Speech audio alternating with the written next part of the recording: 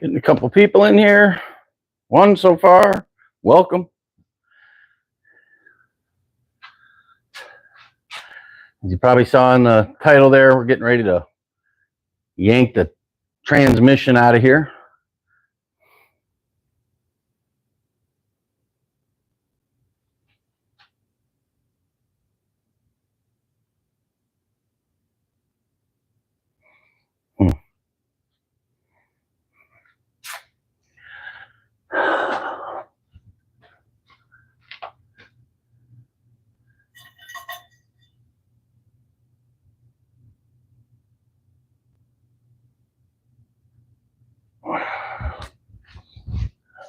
Yeah.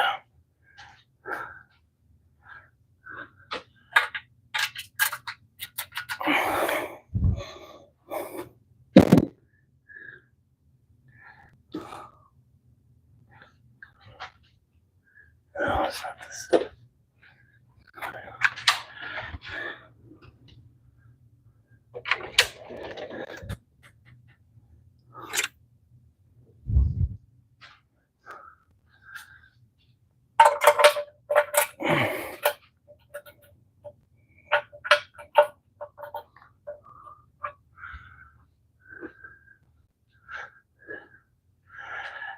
Hello, Rebecca. Oh, Rebecca. He's too lazy to be here.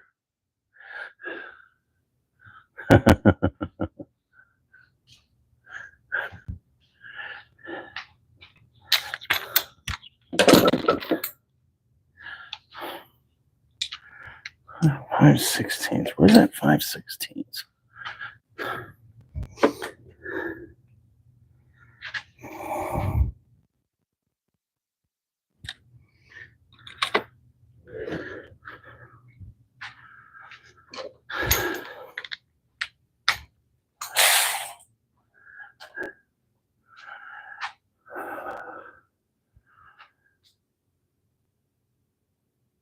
Oh, I got a few more people popping in here. Say hi. Where are you from? We're just working on hot rods. That's all we're doing.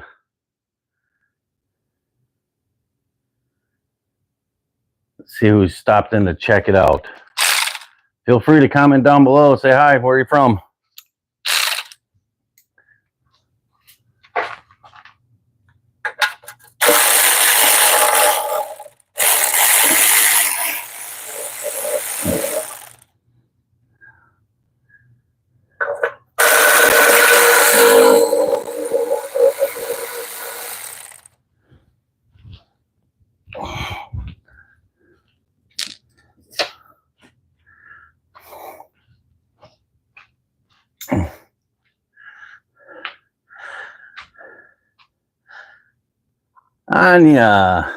Anea, I'm sorry. Hello.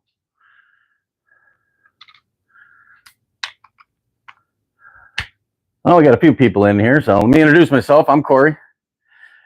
You're watching MadRatt Garage. I'm just a guy working on his own stuff in his garage.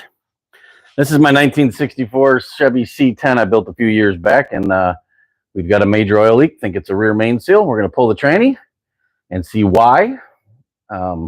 Had a weird vibration for the last couple of years, and I think it's a flex plate. Took out the rear main seal, and also the seal on the transmission, because we've got puddles underneath the truck and haven't drove it for quite a while. We want to make it our daily driver again, so I figured I'd post it live, get some work, and if you have any questions or want to hang out and just watch a guy bang his fingers and drop stuff on his toes, welcome.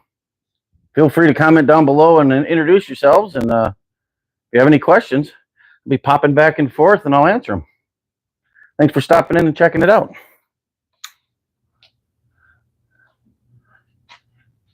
Oh, that one's not going to be easy.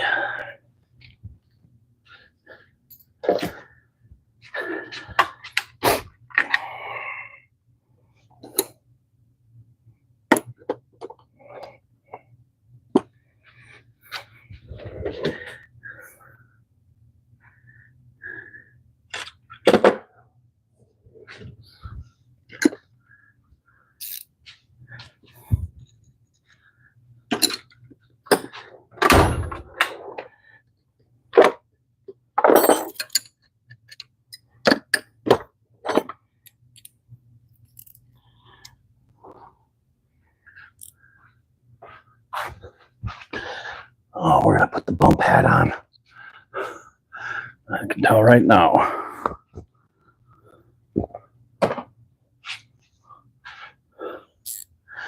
Got this a little lower than we like, but that's kind of where it needs to be so that the tranny jack will actually reach it.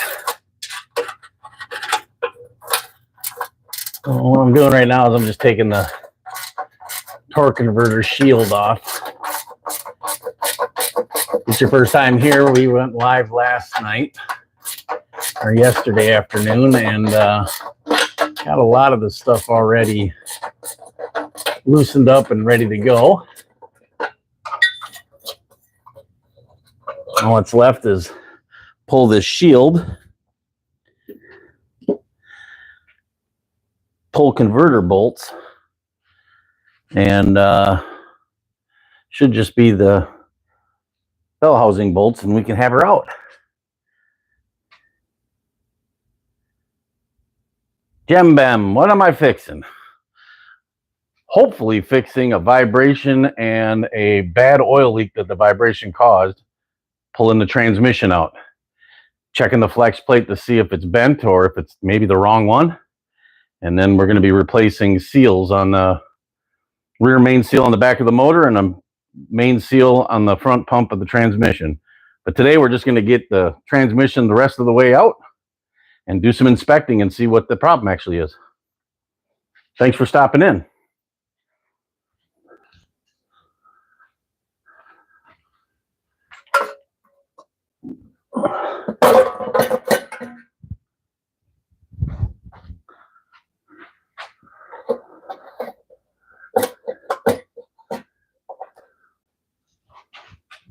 Oh, don't tell me we're going to have to do that.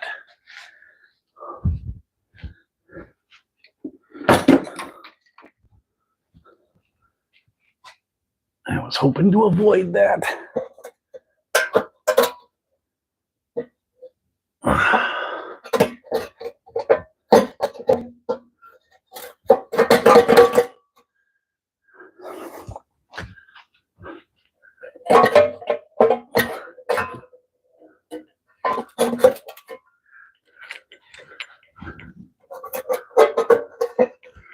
Hoping that would drop down enough. It's awful close.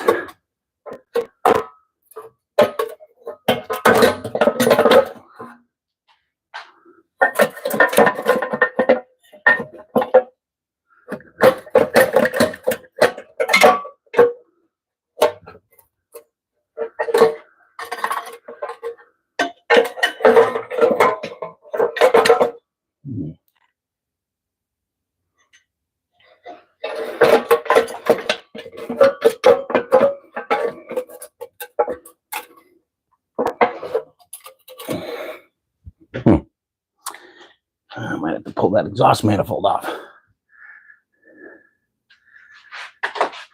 See a few people lurking around. Feel free to introduce yourself.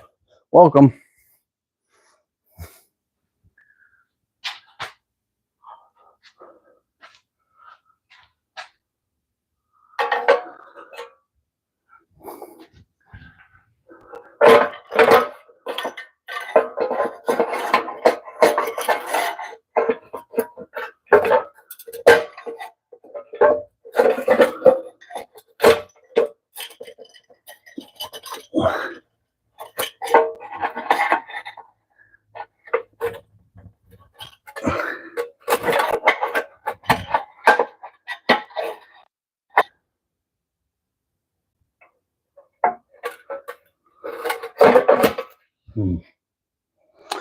Yeah, and I have to pull that down.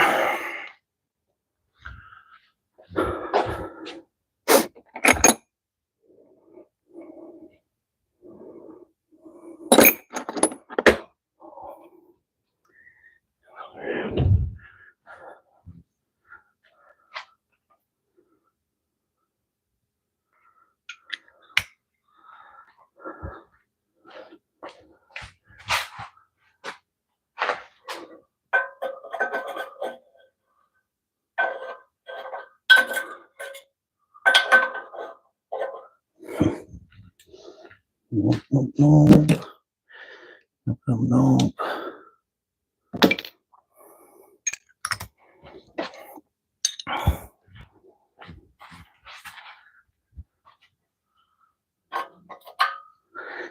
Yep.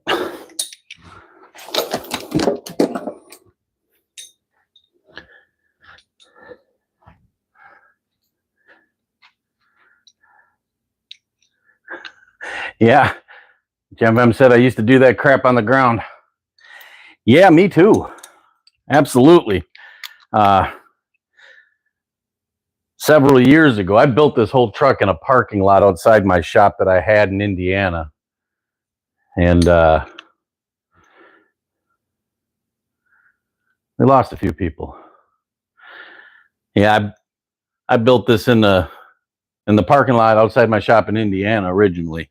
And when I got done with it, a friend, actually my landlord, was selling his lift. He said, you probably need a lift. And he had a brand new one that was too small, so he was getting the next size up. Gave me a smoking deal on a 4-post lift. I will never not have a lift ever again. Yeah, definitely got spoiled now. And I'm just getting older. Getting up and down all the time is bad on my knees and bad on my lower back. So when I moved down here to Florida, I had sold that lift for what I paid for it. I had it for 7 years and didn't lose a dime on it. But I used that money to buy the new 4-post, which is over on that side, and then added a 2-post lift to it. So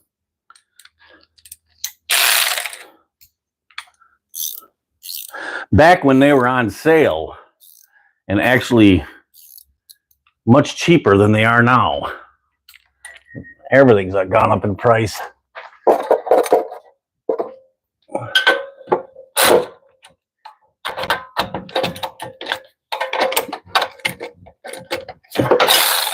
Let's hope that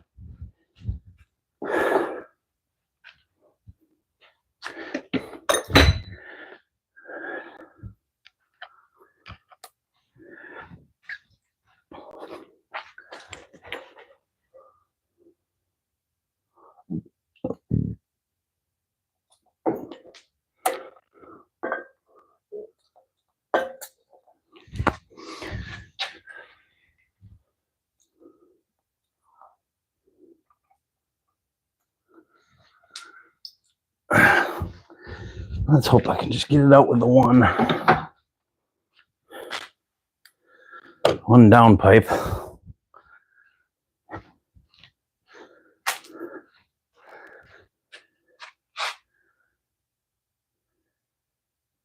Yeah, it takes a lot of time getting up and down. Saves money in the long run. Yep.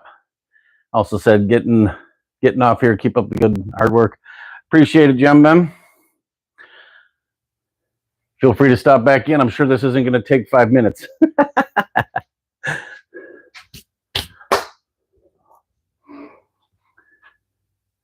Anybody else got any questions? Feel free to ask.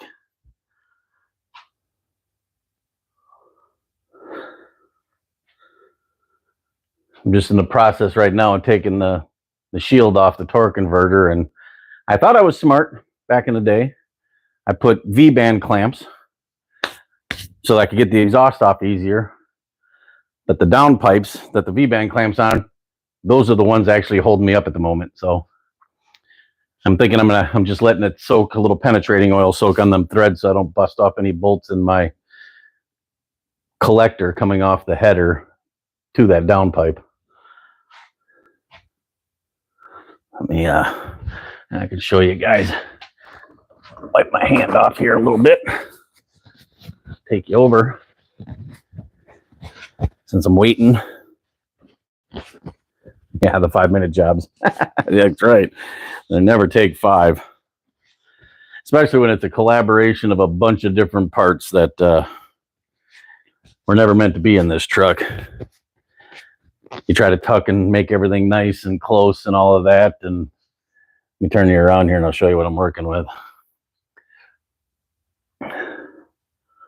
And that's the tranny, and you can see how close I ran the exhaust pipes down everything so that I could run them up and tight. Otherwise, normally they'd come down underneath here, you know. And I wanted them higher, being the truck's on airbags, so we wanted it higher. Didn't want to have the exhaust get smashed, so I tucked them up, which puts everything. As you can see, I got the V-band clamps. I thought maybe I got this so I can get the tranny out. The bell housing will slip through. These are still solid.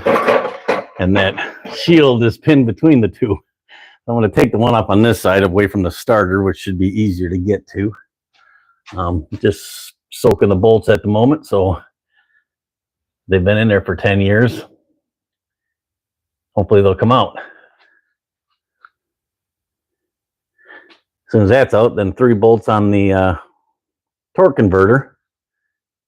And what is it, 5 or 6 bolts on the bell housing, and we'll have this tranny out. And then it's a matter of inspecting and seeing what the problem's been. For those of you just getting caught up, I had a shimmy since I put this crate motor in, and I put a TCI flex plate in it, and I've changed drive shafts and balanced drive shafts and did a whole bunch of stuff. And then one day I'm sitting in front of my shop going, why is that vibration? And I realized it was still vibrating while it was idling. So that takes out of the running gear, puts it into the drive line. And that I'm thinking the flex plate, but didn't know it wasn't bad enough, and I wasn't ready to tear everything apart back then. Had other stuff going on. Well, fast forward ahead and moved down here to Florida, and the first couple of months I was here, when I parked it and went to leave, I noticed a big puddle of oil and a smaller puddle of tranny fluid back to back, right behind where the motor would be. Now, that tells me that flex plate's probably the problem. It's probably doing this, and drove it enough that it took out the rear main and the seal on the tranny. Hopefully we haven't wrecked anything, but tranny's got to come out, and we're going to inspect and see if the flex plate's bad.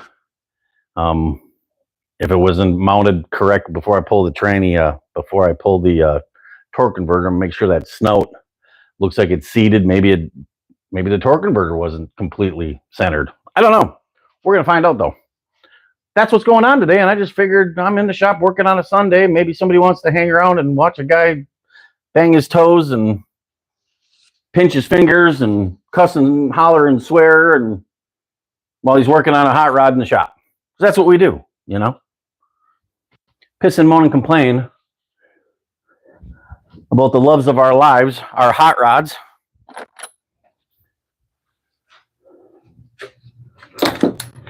When we're working on them, which is the fun part. We like working on them. We just don't like always working on them. And this isn't a fun job. This is a repair. I like building stuff more than anything. But after it's built, you drive it for a while. Well, you know what? You got to fix it. Things do go wrong. They don't stay perfect forever.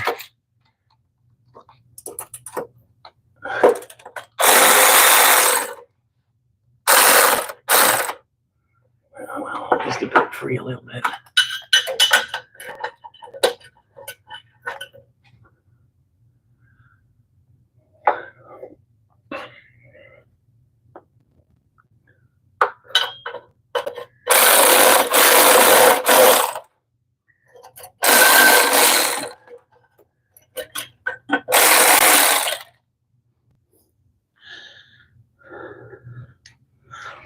Hopefully I don't even have to take it all the way off. Hopefully all I got to do is get it so it loosens up enough, because I'm so close to getting it out.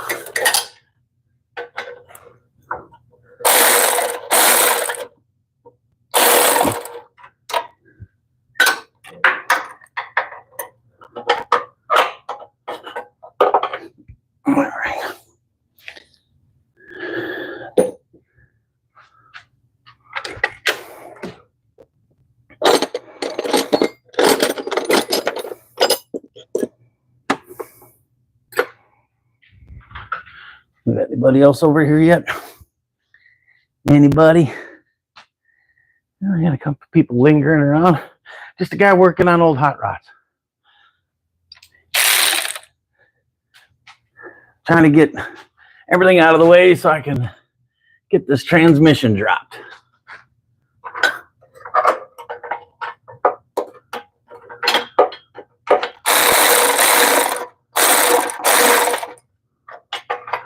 I don't think that's a... What is that?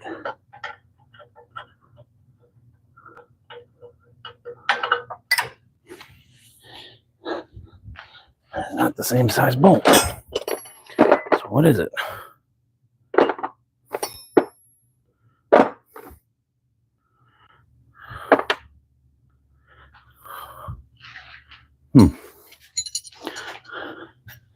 Seems on the small side. What did I use on there?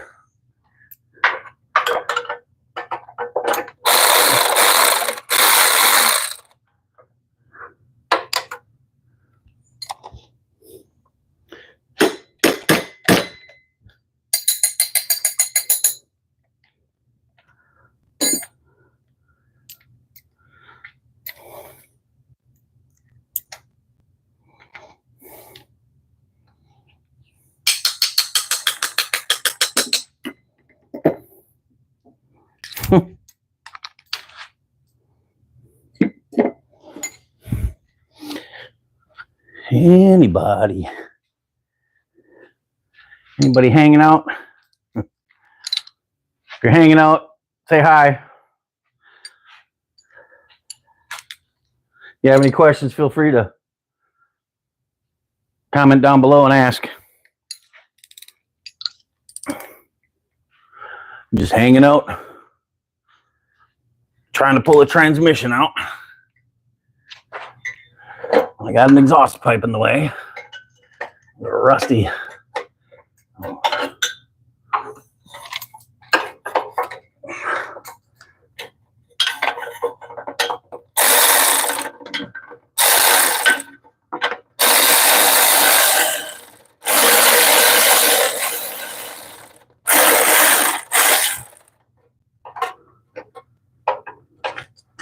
Oh, there's that one.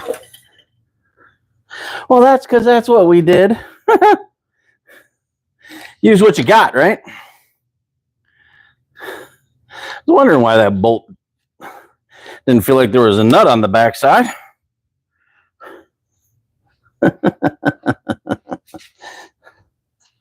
That's why I didn't feel like there was a nut on the backside. I used a header bolt with a locking nut. That's why that was way smaller than that. Use what you got. Sometimes you got to do what you got to do. All right. Does that give me enough flexibility to get this out of here? It's a little wobbly now. There we go. We got it down there. I have to loosen that one up, ain't I?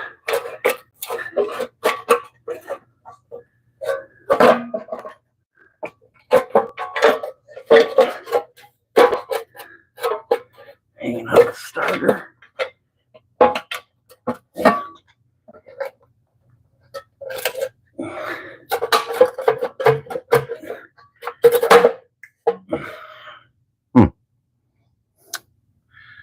That should be fun. Room up in there. Maybe enough room to just get it loose, huh? Maybe enough room to get it loose. That's all we need, right? Loose.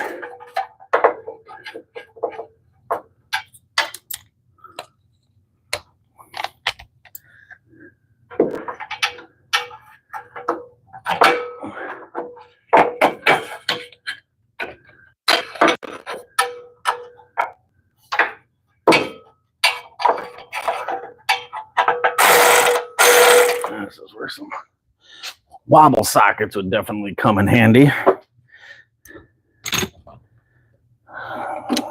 Unfortunately, I don't think I have any that size. maybe with the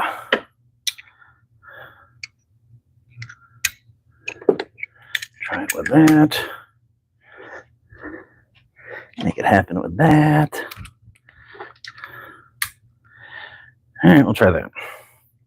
That may just work. We'll see.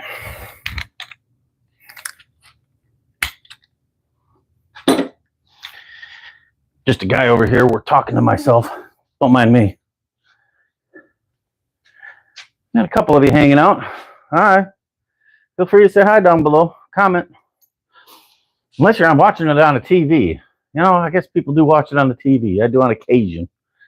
It's hard to type in any comments, isn't it? I know that. Maybe that's why people linger and don't ever comment down below. That would make sense.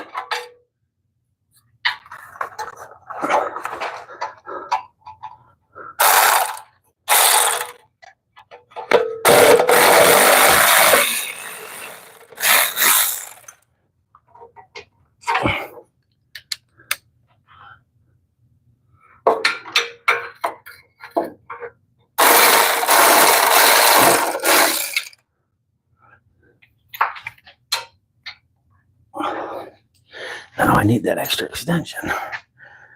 Where did I put it?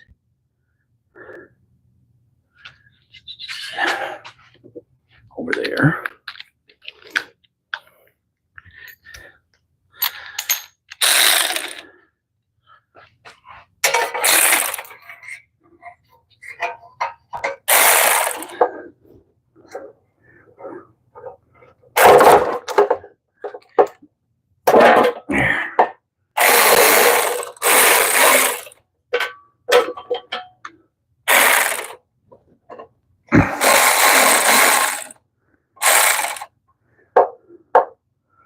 Okay.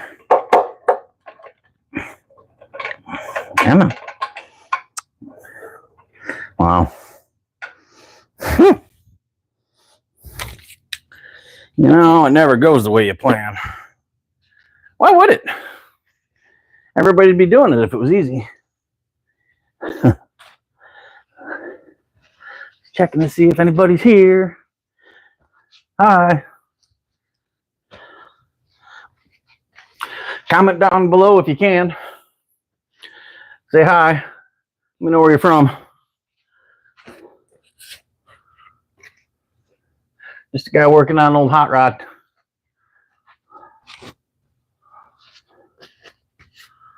All right, let me see if I can get that socket off. Did that loosen up enough?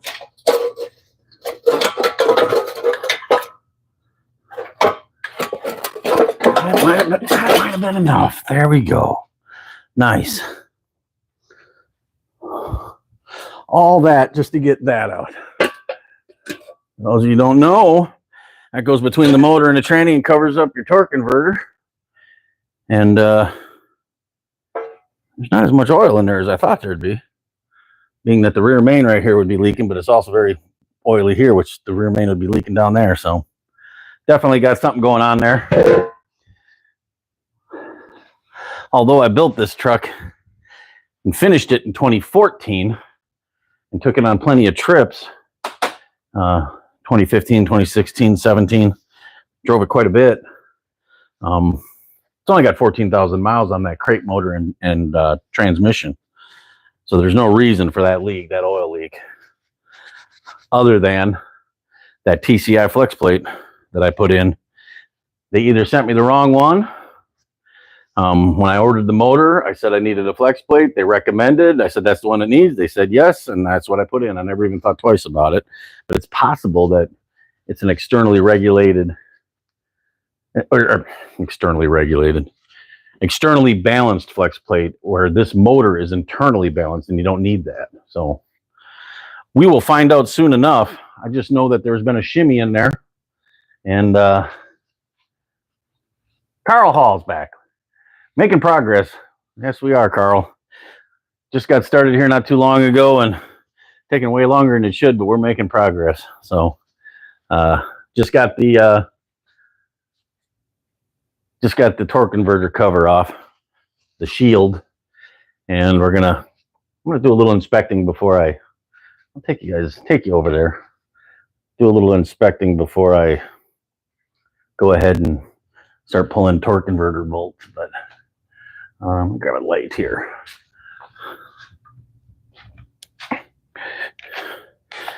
Hope I ain't making you guys sick walking around like this. Motion sickness. But you can see, I mean, it's a brand new torque converter, you know. And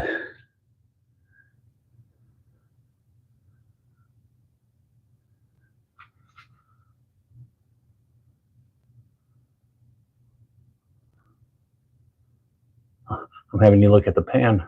Here, I'm looking at it and I'll move the camera to the pan. Let me angle this up for you.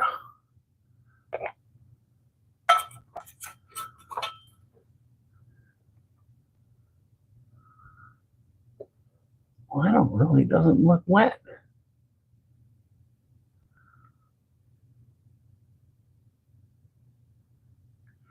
Really doesn't look. I got all this oil.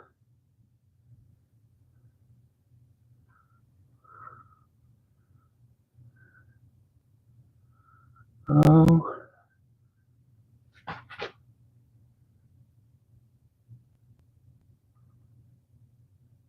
Oh, it does kind of look like that seal's been walking out.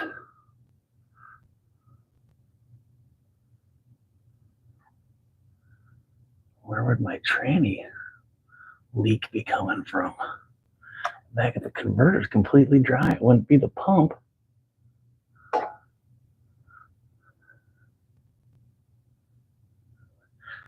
And this is from when I drained the fluid last night, because if I'm going to slide this out, I want to drain the fluid so I don't make a mess on the floor. And I have to change the seal. I probably got to pull all that apart anyways. But I'm telling you what, none of that's looking like a problem.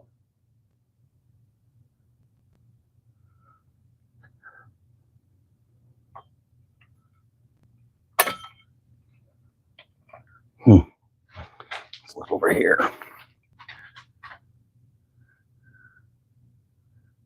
You can see the TCI sticker there. I'm not seeing, there's just a little bit of oil on there, but nothing like, I got all this oil over here. I mean, look at this. Is there a different oil leak causing all of this? I mean, that stupid filter's covered. Huh.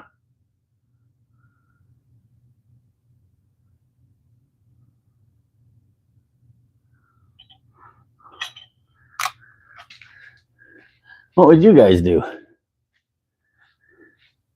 Can you tell by the video if it's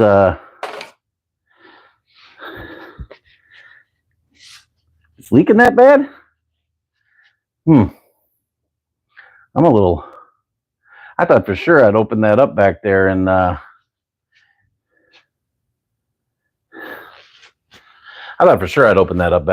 see just solid wetness and the converter covered in a film of tranny fluid and the front of it being covered in a film of oil. But well, granted, it's been sitting for a couple of years.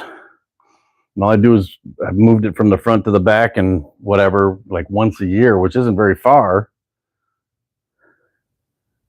That oil just ran down and cleaned itself up. I don't know.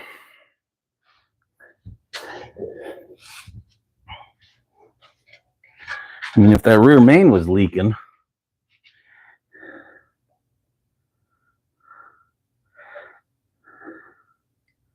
it's definitely got plenty of oil through here.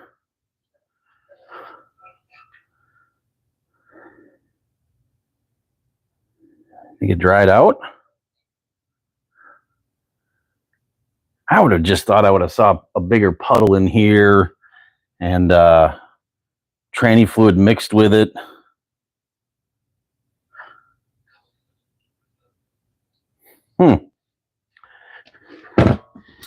Maybe my initial thought isn't the correct one. But that being said, I have been very slightly concerned that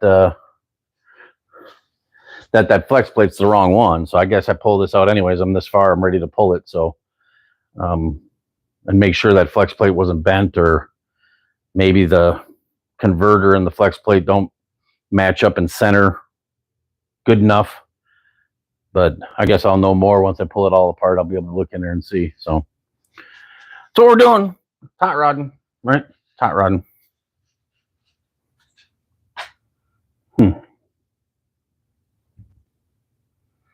All right, well, I think that's, those are 5/8 on there. Yep. All right. I got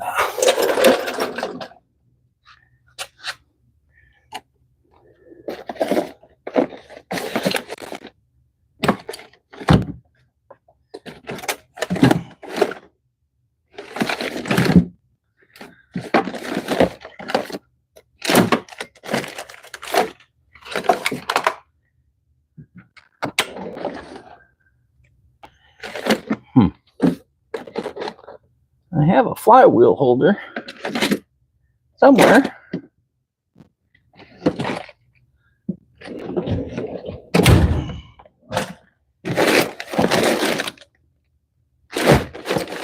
Some there.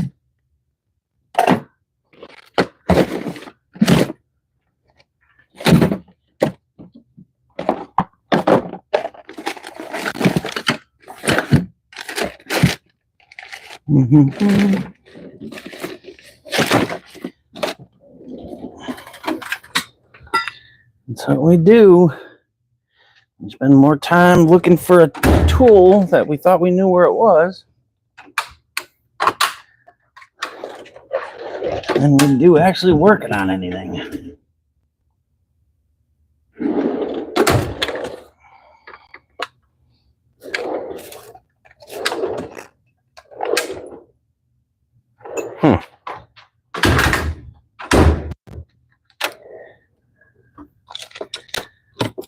Oh, flywheel. Oh, flywheel holder, where you at? Huh.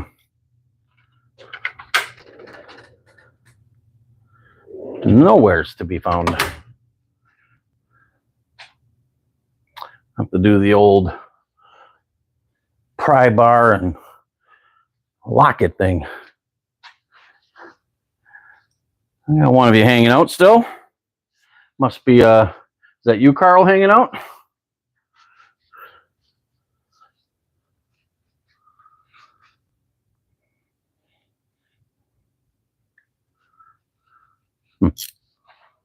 Maybe not.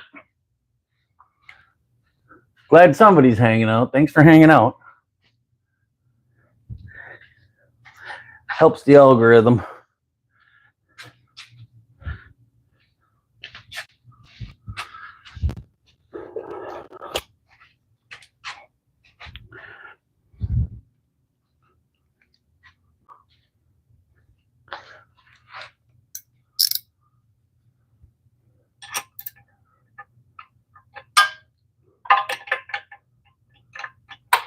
Don't feel like the right one. How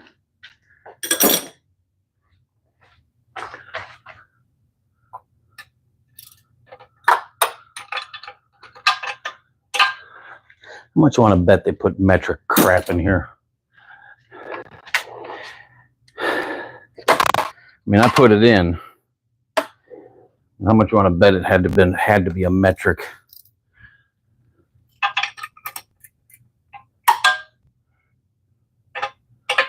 Yeah, 15.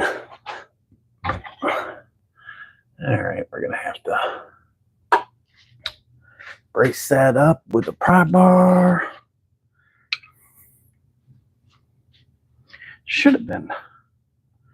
That flywheel holder should have been right there in that drawer. I wonder what happened to it. ball pad for the win.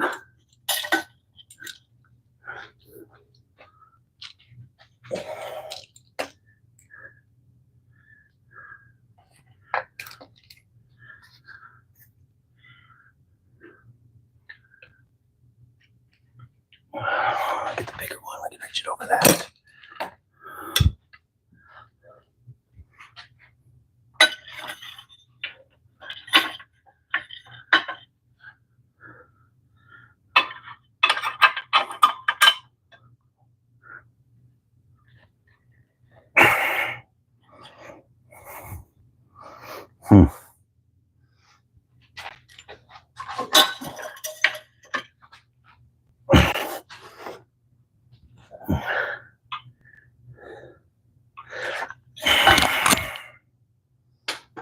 Short little wrench. I don't think I got enough room to get. Well, I wish I had my dang wrench, my flywheel wrench.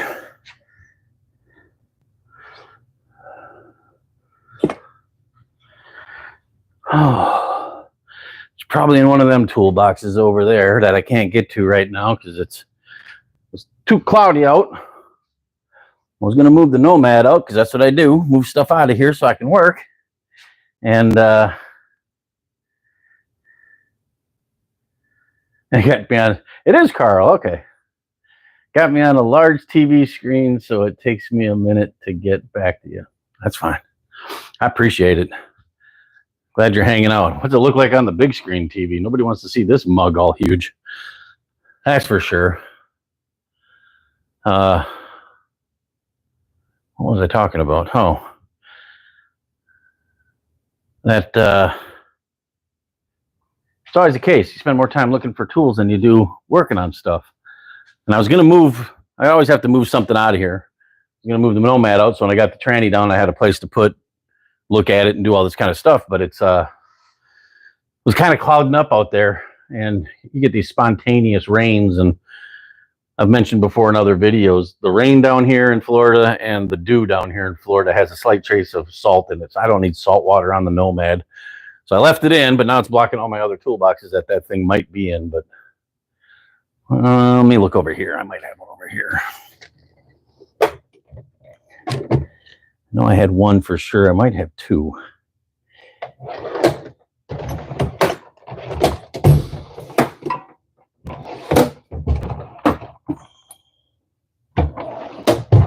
Make it easier to turn that flywheel with a flywheel wrench.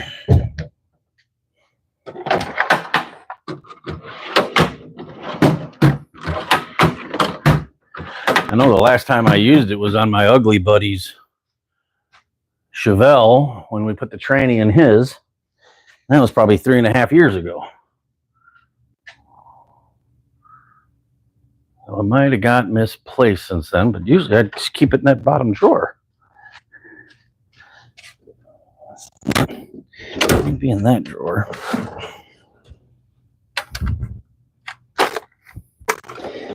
One more look in here, just in case I cruised by it too fast.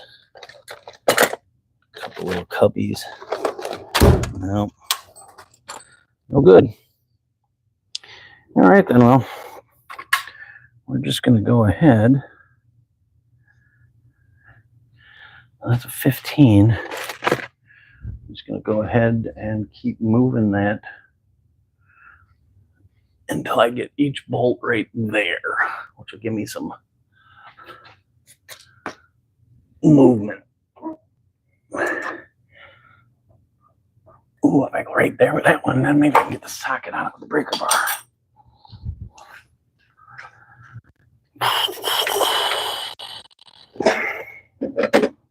Grab the bigger one. Grab that. Grab the big 15. Let's try that. Maybe, just maybe.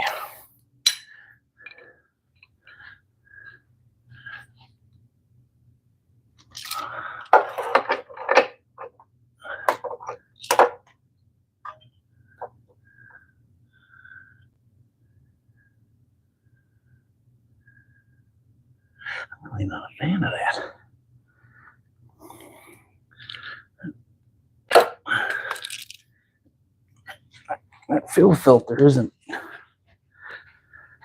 loose, but it kind of wobbles. Why is it wobbling? Is that part of my problem? It's soaking wet. I can't get it in my hand.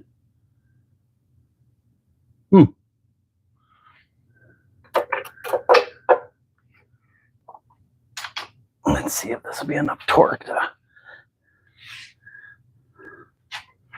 be able to break that free.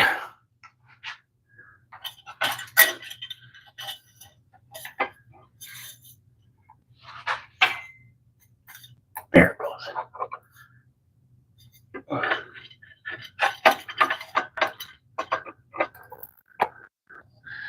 Now I should be able to get a smaller ratchet on it. At least it broke it loose.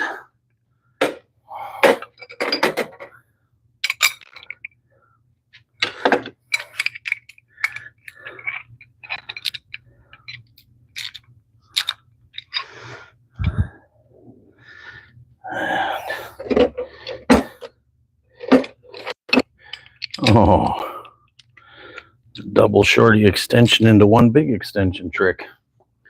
Oh. I'll try that. Grab that again.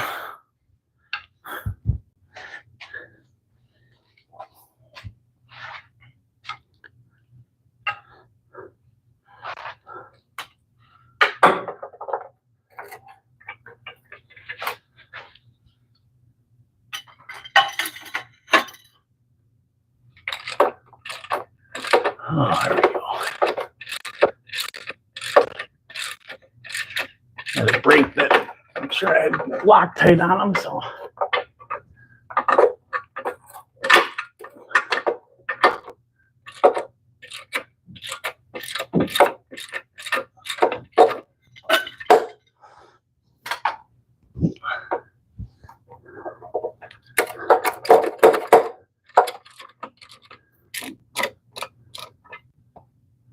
One, two more to go. Yep, Loctited. Okay. I'm just gonna have to. Anybody else hanging out in the middle of something? Got a couple of you. Feel free to. Hello, girl, Harley. I like that. Harley with an I. Says hi. Hi, Harley. How you doing today? Hanging out with Pops? Got a few people hanging in here. Okay. Oh.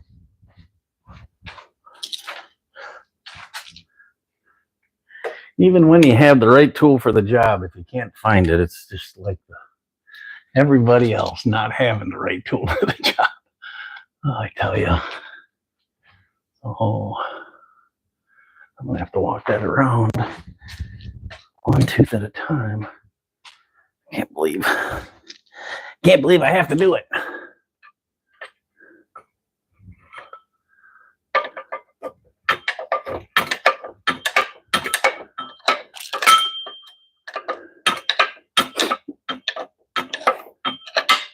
Okay, got room there.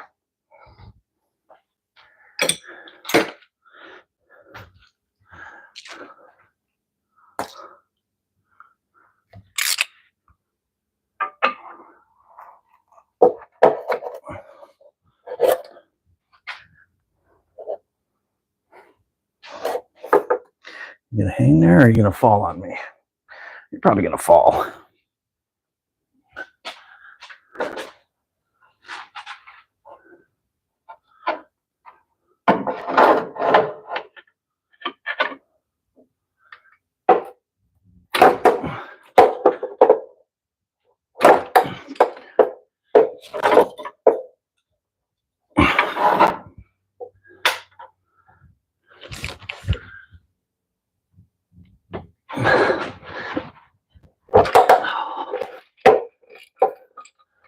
That's good.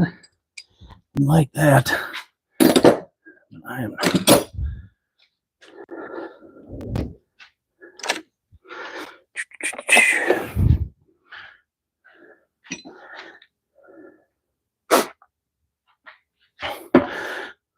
So what else is everybody up to today?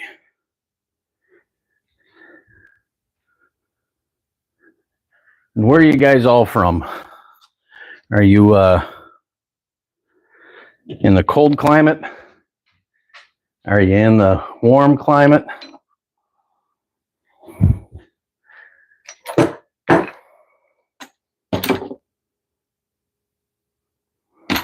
Did you sneak in here and steal my extension? Goodness gracious. I tell you, I said it somewhere. I said it right here by the camera. So, anybody else hanging out that's able to type in the comments, say hi, let me know where you're from. Got a few of you up there. Just a guy in his garage working on a hot rod pickup. If you're not familiar with the truck, I'll mention it again. I did it earlier. It's a 1964 Chevy C10, step side, airbagged. It's in patina. Got a multi-port fuel injected small block crate motor and a 700 R4.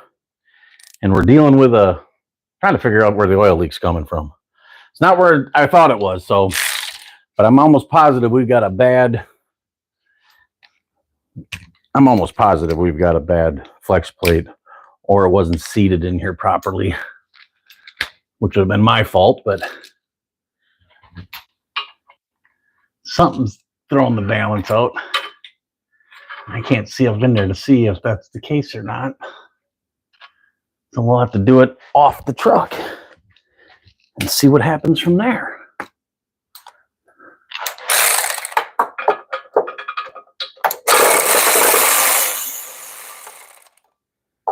Okay. Good thing I wear this bump hat. I wouldn't have a head. Constantly running into stuff. Okay.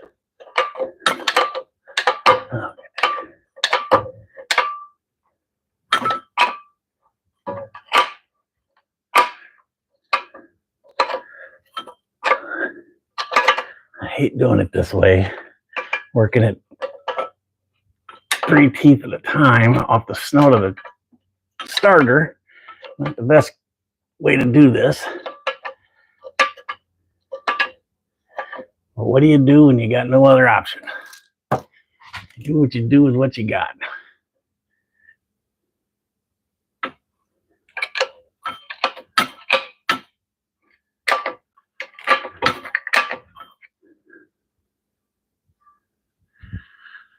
That is probably the problem. This sucker's weighted.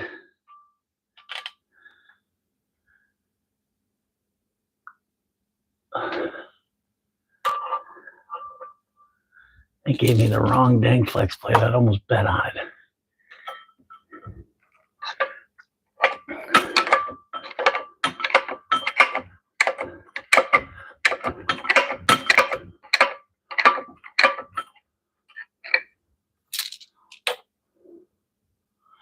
Yep. Balanced around that hole, not that whole bolt hole.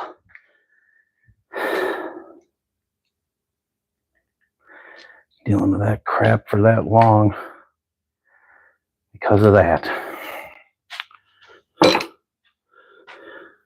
was the one thing that was always not so fun. Well, fun's the wrong word. I enjoyed driving this truck a lot, actually, but it always took some of the enjoyment out of it because you're like, it's not completely smooth. There's always this weird vibration. It wasn't major, but it was enough there that you're like, it's not right. I did everything brand new. You redo everything. And you're driving around and there's just that weird vibration there, you know? And it kind of takes the wind out of your sails because in your mind, you're like, I built this. I bought all brand new stuff. I want it to drive like a brand new vehicle. And then there's that weird kind of hanging out with you, you know? And if that's the case, that they gave me the wrong flex plate, it's my fault I didn't double check. But in all honesty, at the time, I wasn't really aware, because I've always dealt with older small blocks.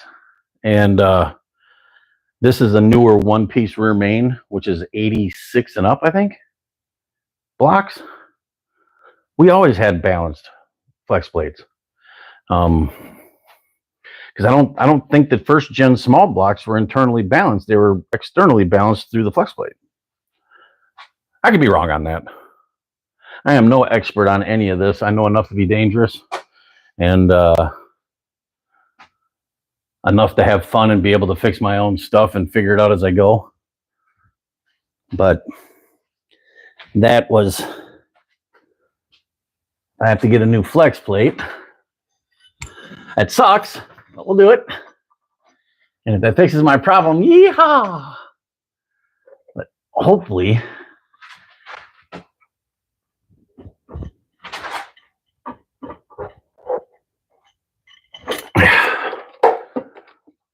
there we go.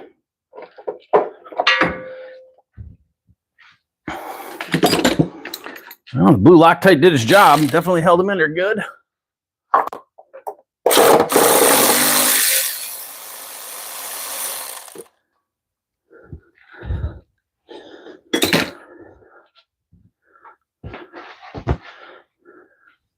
If you want to see it, I'll drag you over there and I'll show you what I mean about it having weights on it.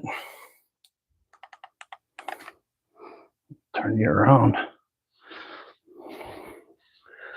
So, externally balanced.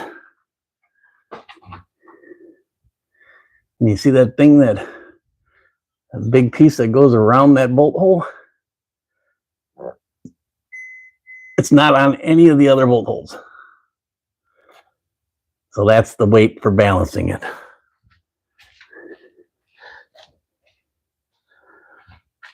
I'm pretty sure it is. Because it'd be out of balance if it'd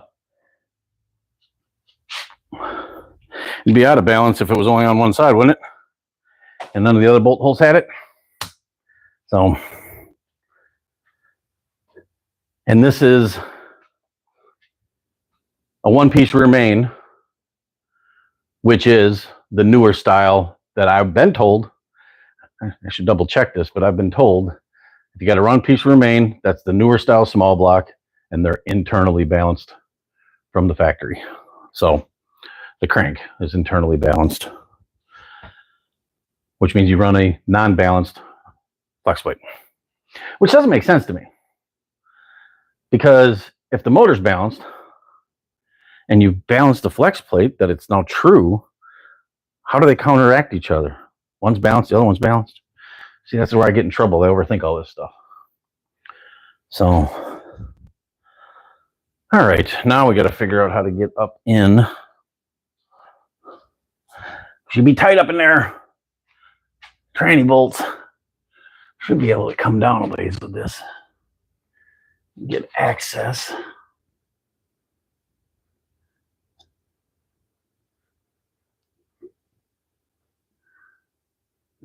Yep. Yep.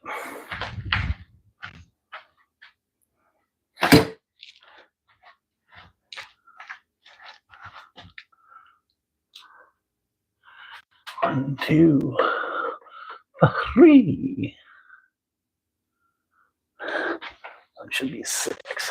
1, 2, 3. And then we should just be able to walk back.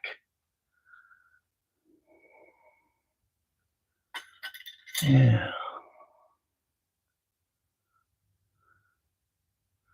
There's one in the middle up there. I think it's just 6. Yeah.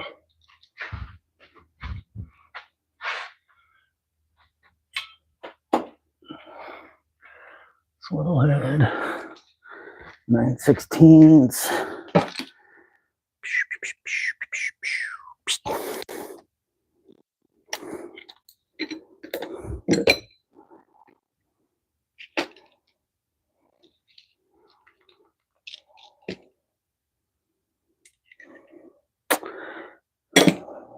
9/16. That's proper 9/16. There we go. I thought I had one of them really long. I do. A couple of them. All right.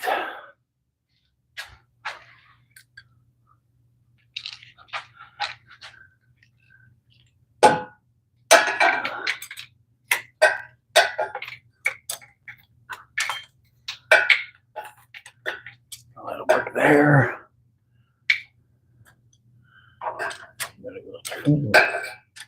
Oh, I need to pull those too. I better do those now. That's going to drip and make a mess. Those should be half.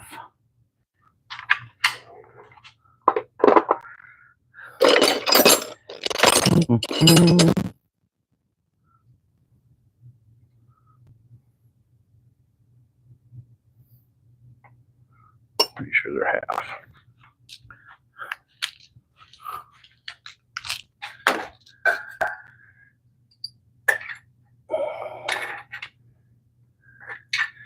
I hope whatever spider made all these spider webs ain't living in here. You gotta worry in old Florida. And watch out for all the creepy crawlies. I'm still half expecting to look up in one of these cubby holes in here and find a stinking frog or a lizard staring back at me. Okay. I think I got them all with the power washer. Let's hope.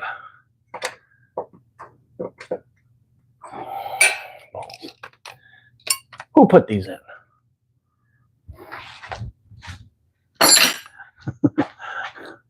Better question is, how the hell did I put them in?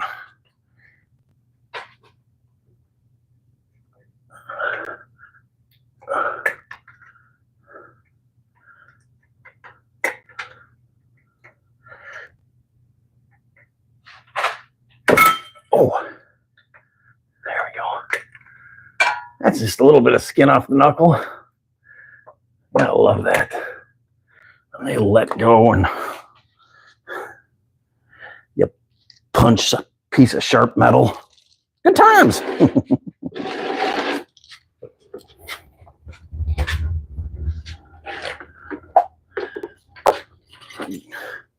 About guarantee that that's gonna pee everywhere when they finally come.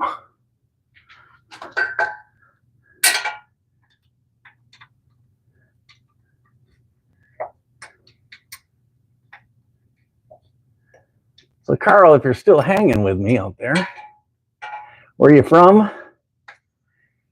And how's the weather where you're at?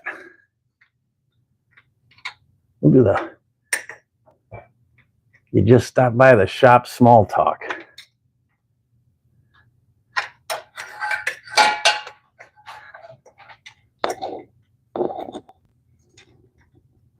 Oh, it's in a bad spot. Almost, maybe when this is out, maybe I'll change it all over to and fittings and route these a little better.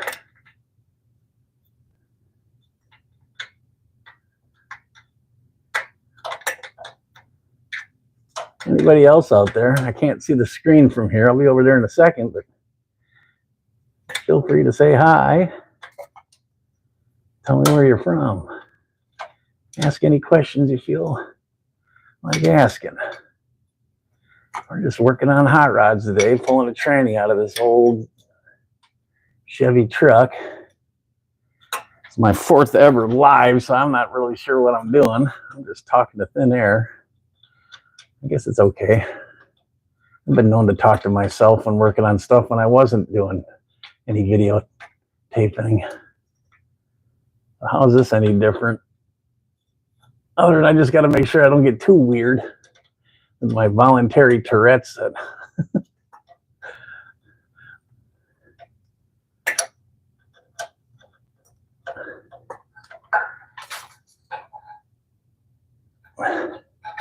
I'm thinking about doing a live when you're working on stuff like this. It's not like I can put a camera up here and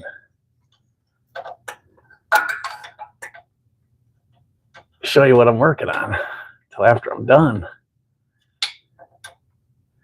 or before I start. You just get it's kind of like NASCAR. It's not totally fun to watch every single lap.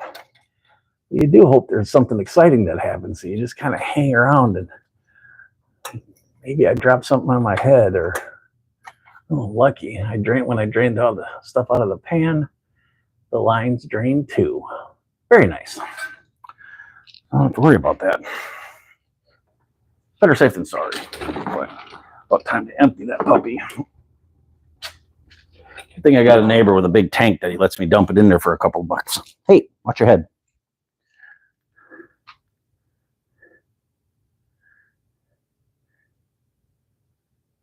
Oh, that's right. You're the one from Stigler. That's right. My bad. I recognized your name. I wasn't thinking where you were from, though. But that's right. You're from Oklahoma. Hanging out. Oh, I'm glad you're back. Hopefully it ain't too boring for you. If there's anything you want to see or any questions you have, feel free to ask away about anything. Not just what I'm doing. Oh. All right, so at this point, I should have everything off and out, which means I am ready to bust them 6 bolts loose and see what happens. Hopefully, them exhaust pipes are far enough out of the way at the V-clamps that I can work my way over there and down behind them. That was the whole point of putting it if I ever had to do this. So hopefully I thought right.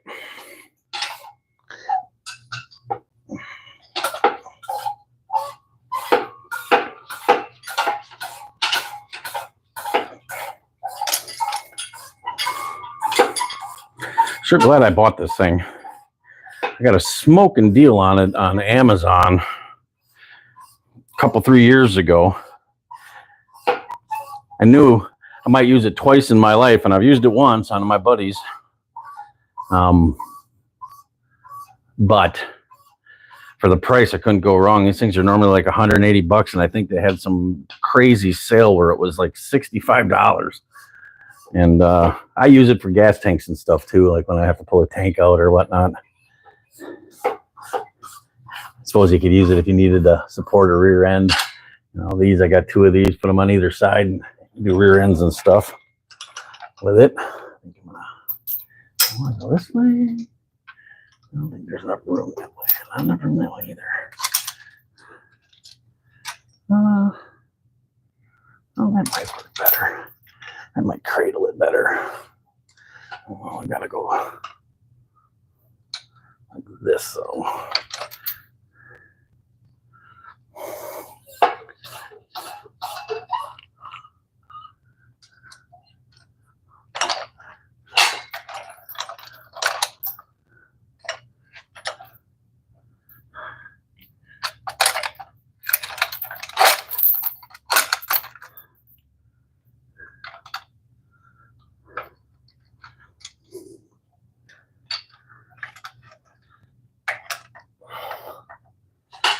Or maybe. One thing about these jacks, though, I have never figured out the perfect way to cradle, to use these to cradle. They always look like they should go up. They should be made to go up and onto the pan lip. What it should be doing.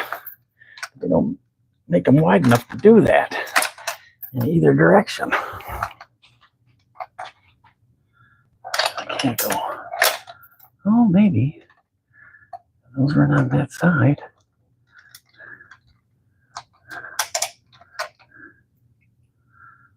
Craziness.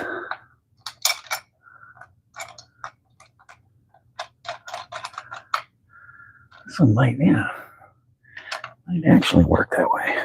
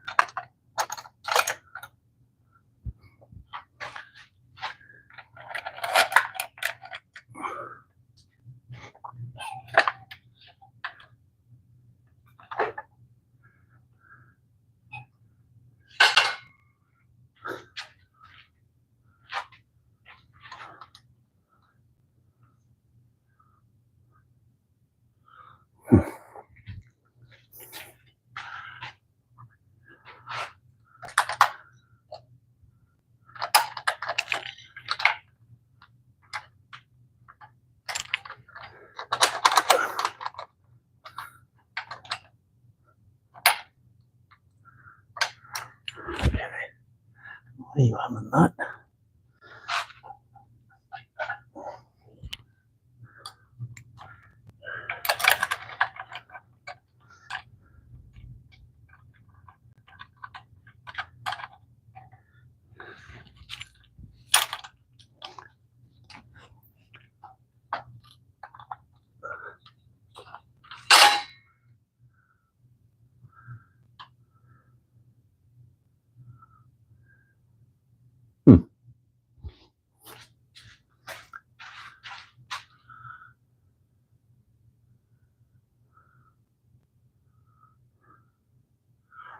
That one up first.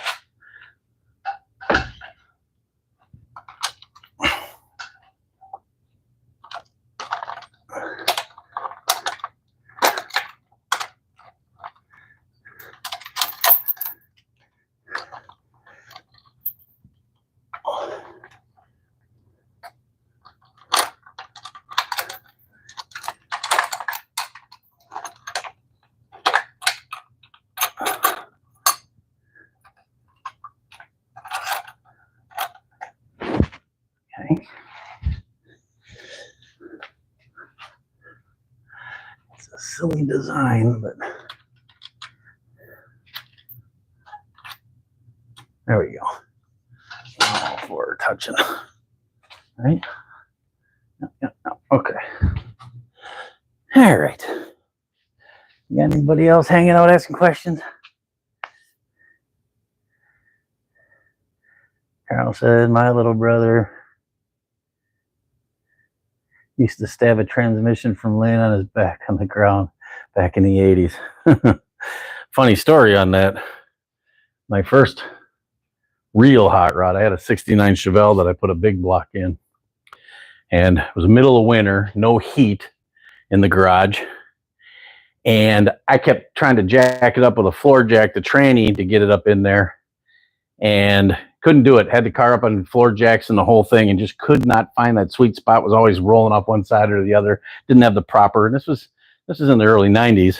And my buddy come over to look and see what was going on, and he's kind of a hothead and girthy boy. And I looked at him, and I looked at that transmission, and I looked at him, and I said, "You're a tough guy.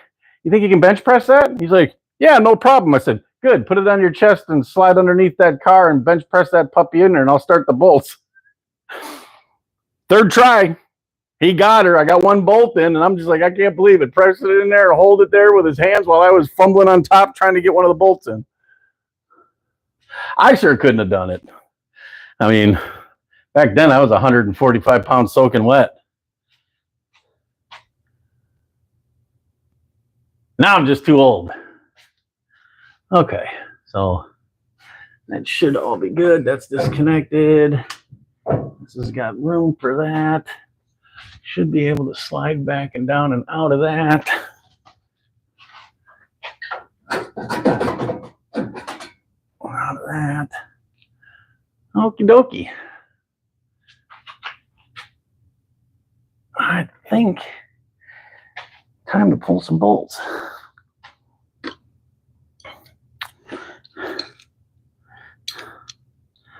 I wonder if I'm lucky enough to do that.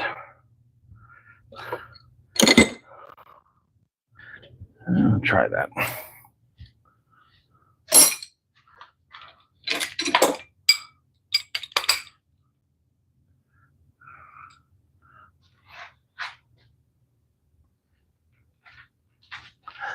Oh, need my light.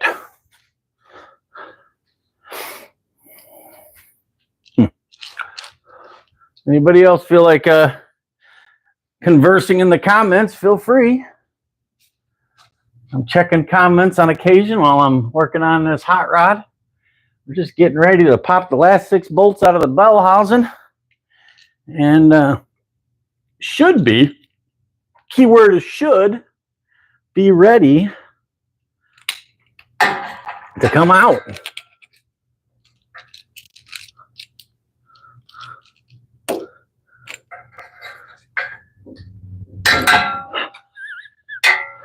Oh, there's another knuckle. That blue Loctite is good. It'll make you talk like a cartoon character when you hit your finger. Oh man, yeah, that pinky's. I didn't need that. I didn't need that pinky.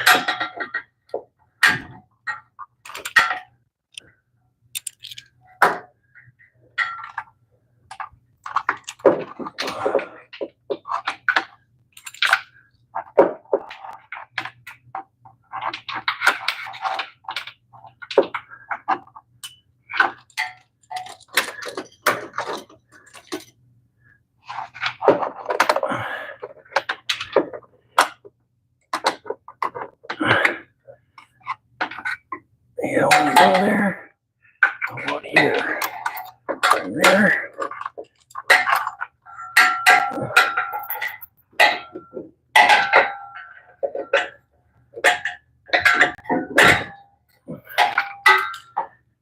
I need a small bonk. There's one.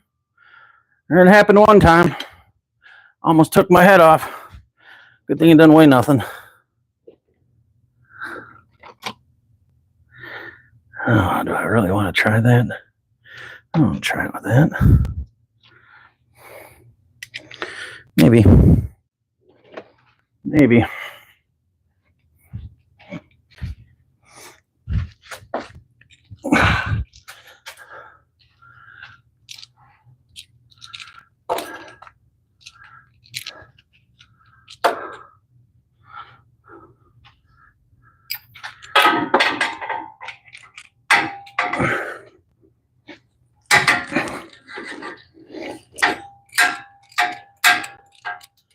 Okay.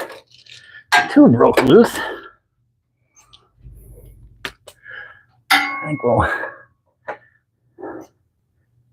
I usually say save the easy ones for last. That way your job gets easier as you go. Start with the hardest thing and work your way backwards. But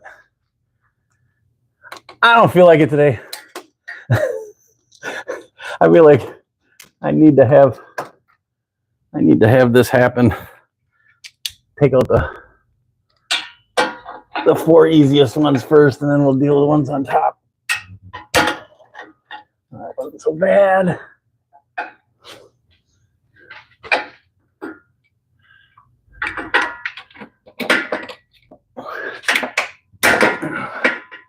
Not so bad. Now, tops.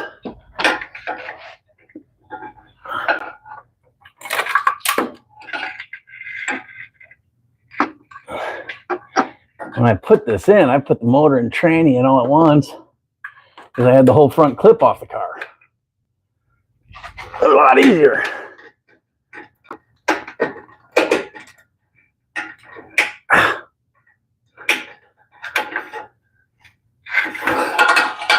You are not going to play nice.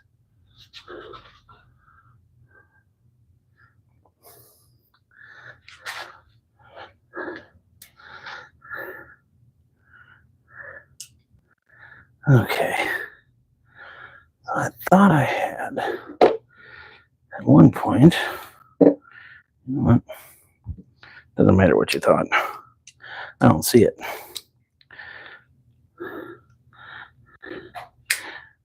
This is going to be too long.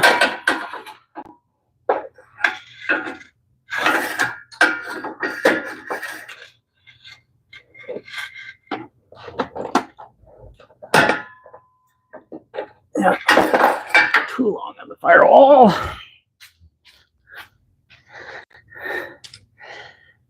Oh, where is my 6-point shallow?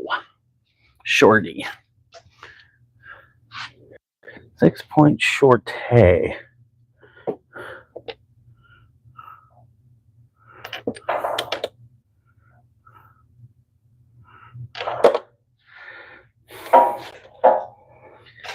Oh, I got to say 12-point. How about, let's see, then you have to run an adapter on that. An adapter is like having a long one. I don't need that. A 5/8 and a 15. Maybe the 15 will work.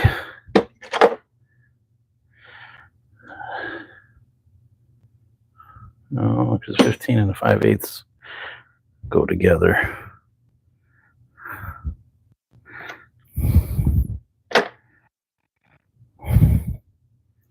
Missing that.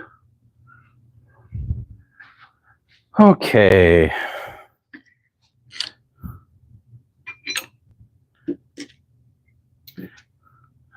I'm gonna take a breather for a moment. We'll see who's in the chat.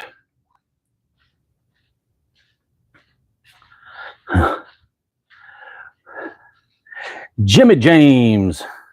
Hey, Jimmy, how's it going? Glad you showed up.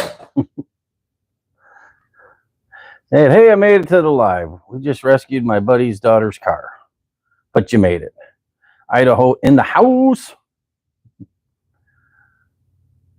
Yeah, I hope the lives get me some watch hours too. We're so close to getting this whole situation monetized that the watch hours are the next obstacle, but I've never felt comfortable doing these live things. They're I can hide behind the camera when I do my content, and when I stop and pause and have to think about what I'm going to say next, I can edit that out so it looks like I'm smart and I can talk in continuous sentences. But on these lives, I pause a lot and don't know what to say next, and but that's good. It's real. That's what it's all about, right? Getting to know the real me, and maybe you're interested in the projects I'm working on, and your monetization's already kicked in? Where am I? Oh, you made $13 last week? Jeepers. Must be nice. You do a good job, though. You're a personable guy. Anybody on here that is watching, check out Jimmy James Garage. He's got a couple of Tri-5s, and he's just bought a 52 Chevy and got that 55 Safari, which is going to be pretty cool. So, Palace Fabrication in the house. Oh, you made no money because you were just his workhorse. Well, yeah, that's what family's about. You abuse them. Free cameraman, free, chit-chat in the background, making things nice. Making it easier on the old man. I wish I had somebody making it easier on me.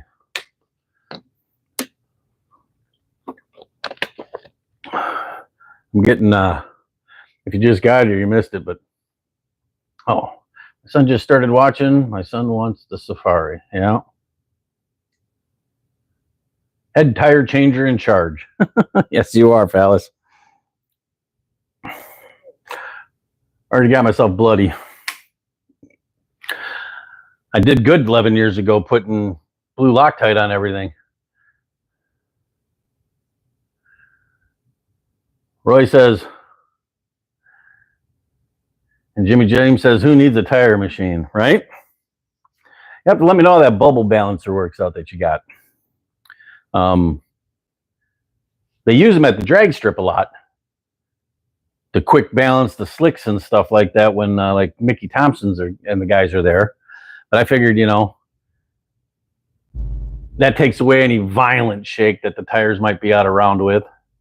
But is it good enough for like cruising 70 down the highway? You'll have to let me know, because they did it forever back in the day. That's how they did it. But they also updated to computer balancing. So you have to let me know. Yeah, time will tell for sure. So Roy, where are you from? Thanks for stopping in. Appreciate it. I'm just taking a little break right now. Smacked a couple knuckles. Got two of the hardest bolts to get out yet, and I can't find my 6-point shallow 9/16. All I got is a 12-point, and it's skipping. So figured I'd hydrate, take a break. So let me know where you're from, Roy. And if you got any questions. Taking a break for the rest of the day. What time is it out there by you guys? What is it, 5:30 here? So that's 2:30 out there? Well, it is Sunday. You deserve a rest of the day off. Jacksonville? Well, you're just kind of a neighbor. I'm over in Port Charlotte, Florida. 128? Oh, yeah. What am I talking about? I can't see my clock on here, but it's been an hour and a half. I started at 3. I was thinking I started at 4 because that was yesterday. These weekends are blending together.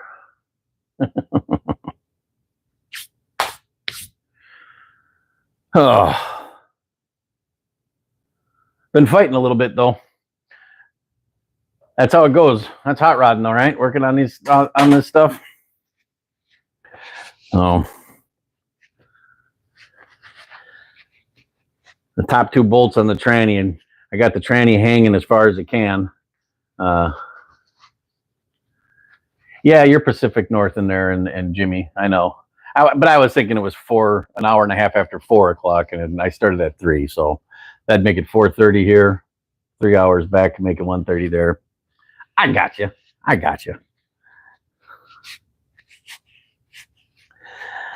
I'm saying it's the first time I've tried taking this. Jim Bem's back in the house. Yeah, still at it.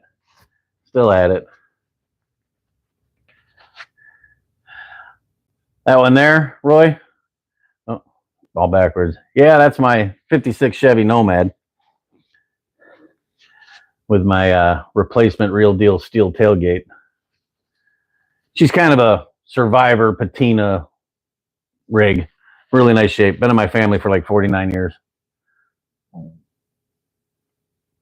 I bought it like 9 years ago, and drove it a couple of times, but steering was really wonky because it was a power steering assist car, which used that hydraulic ram to push the center link back and forth, and they just beat the crap out of the manual gearboxes.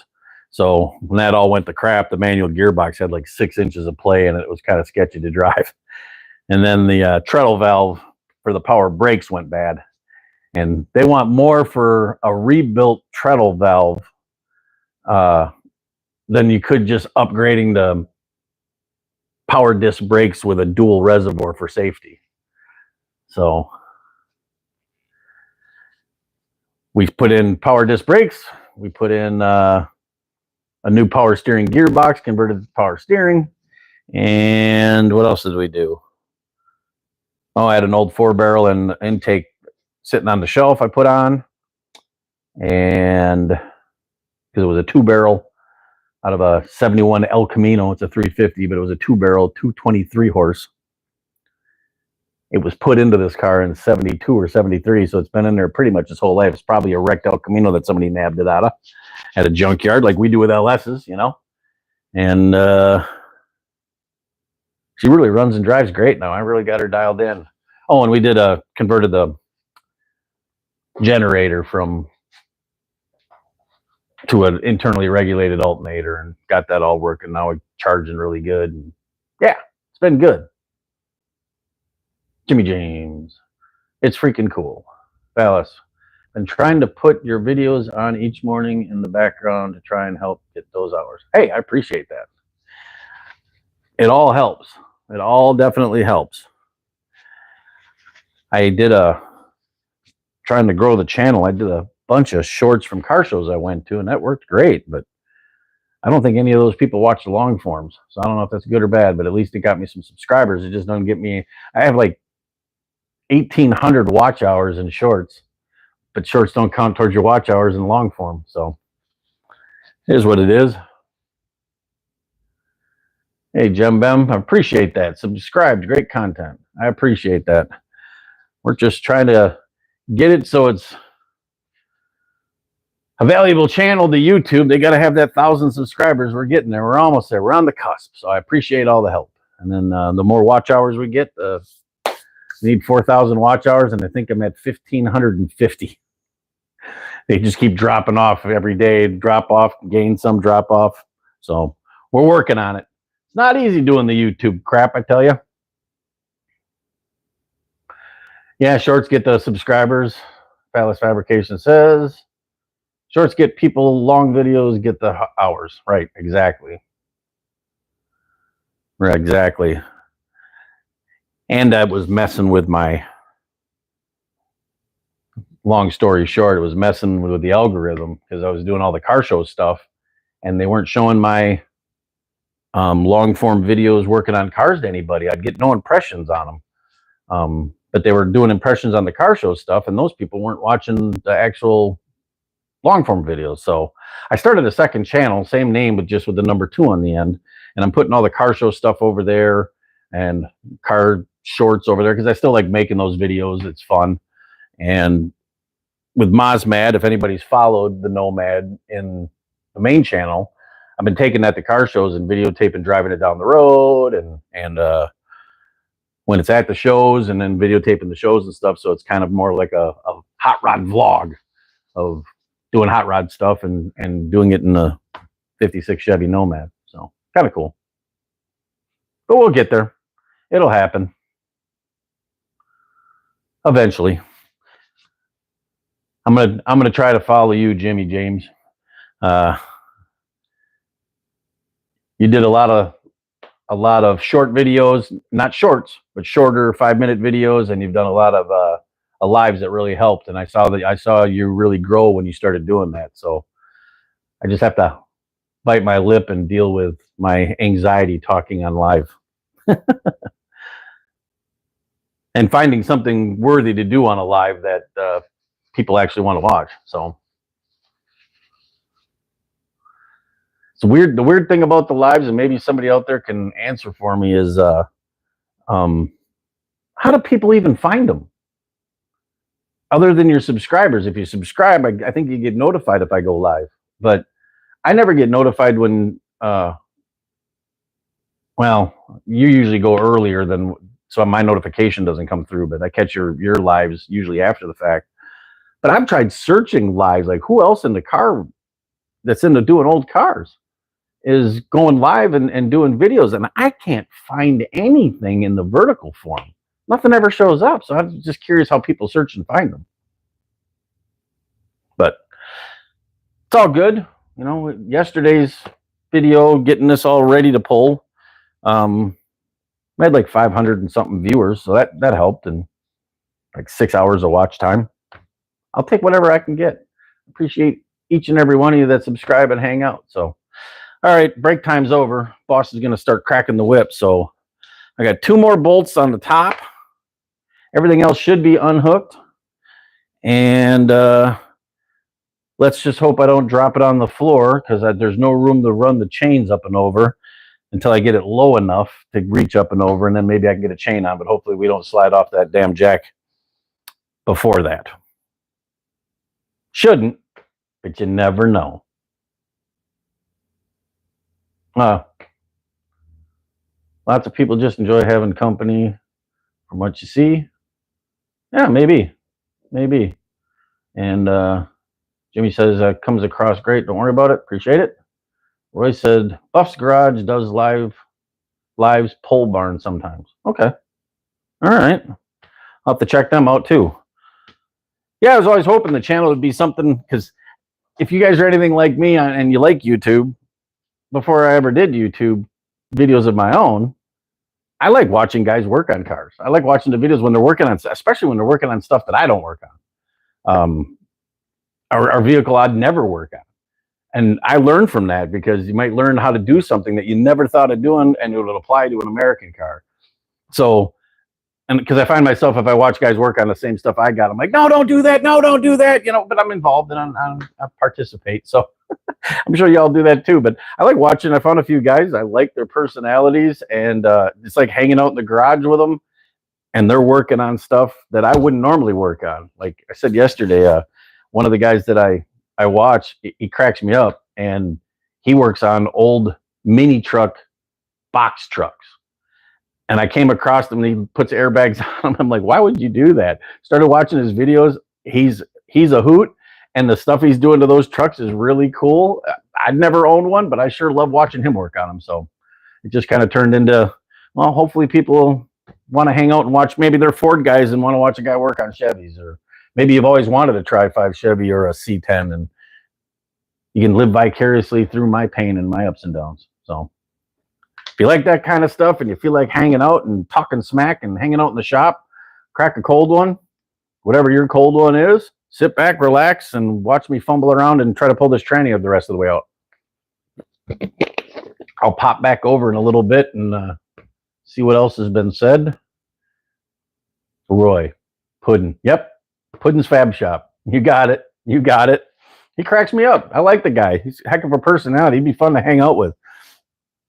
And the goofy stuff he works on, there's been a couple of cars on the trucks that he's done on there. I'm like, what are you going to do with that? I mean, it's god awful looking.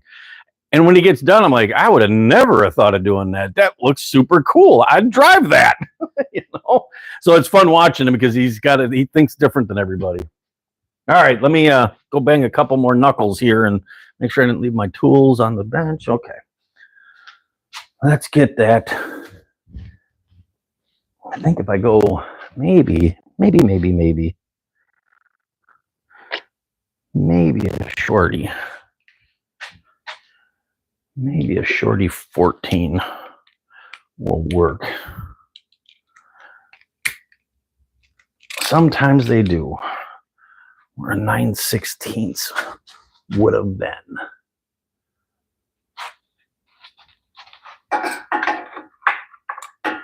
It goes on that one tight, so it'll work on that upper one. Let's see if we can get it up in there.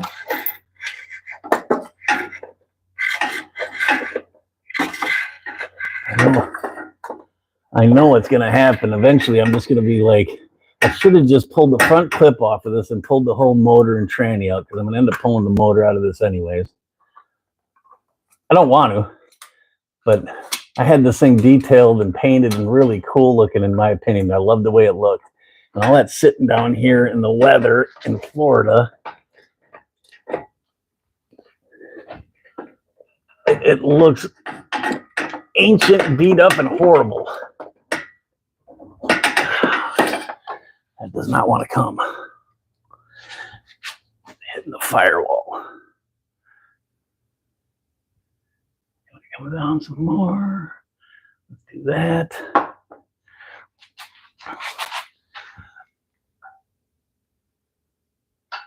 Let's do that.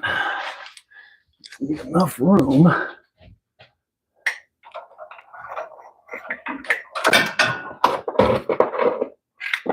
Ooh, spider eggs. How nice.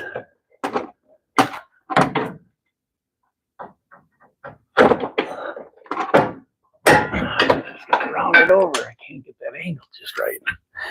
All right, let's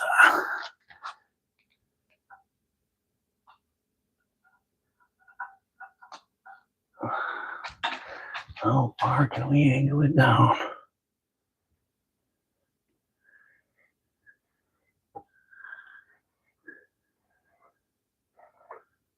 Oh, we're getting pretty good there. Maybe that's enough. I hate angling these too much because you mess your motor mounts up. You know, the motor's going to be probably hanging there. I'll try to that jack behind it, but my distributor is really close to the firewall. So I really don't want to lean the motor back too far and end up hitting that distributor cap.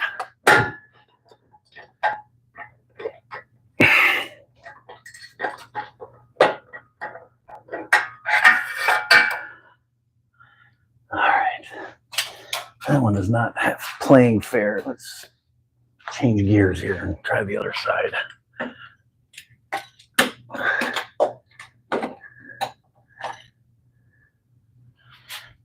That one seems to be in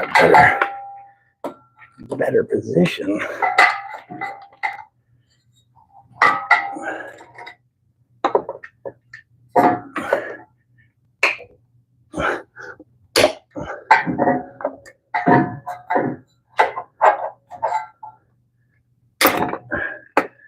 Got her.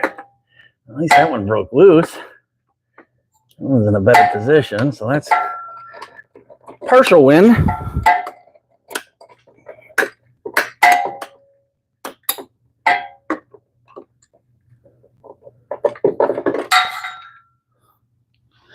Partial win.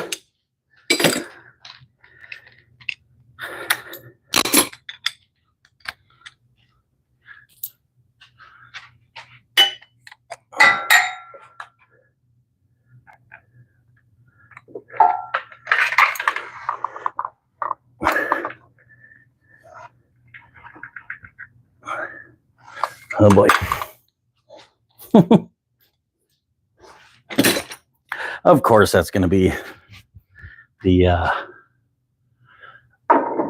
metric on the 916. Just catches enough that when you cranked on it, it stuck to the bolt good enough. There we go. Let's see if that 9/16 has enough room to do what it's supposed to do. Anybody else hanging out? Boring the crap out of anybody yet? Roy says pudding makes him laugh. Absolutely. Yeah, he's comical. And he's pretty skilled. I'll say that much. I've been watching him for years when he started off, no lift and no nothing. And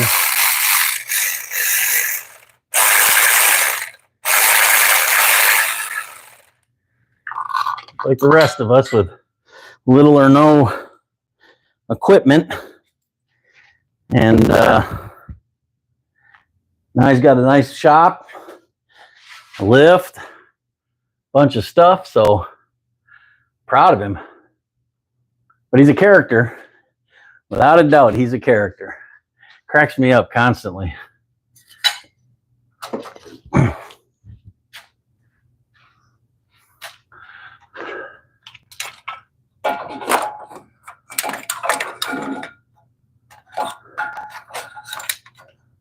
I'm going to have to come lower with that to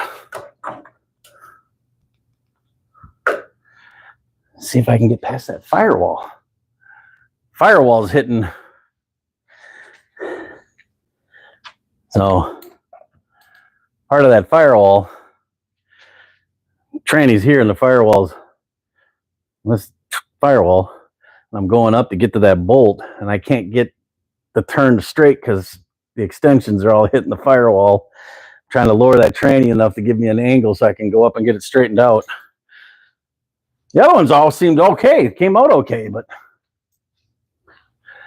I had plenty of room, but this one is fighting me. There's always one in the group. Just like one friend who annoys you. You got a group of 10 guys. There's always one guy that's a problem.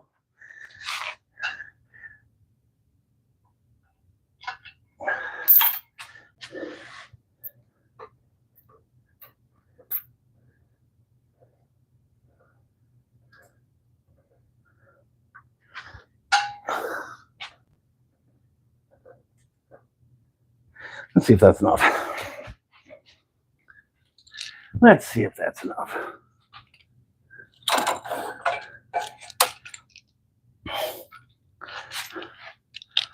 Yeah, I didn't mention earlier there, fellas. I appreciate you watching the videos as much as you can and helping me out. I've been watching your stuff too. Oh, I did break it loose. Oh, that's not the right one. Of course you broke it loose. That's the one you already were on. Slowly getting a chance to watch what you got going on.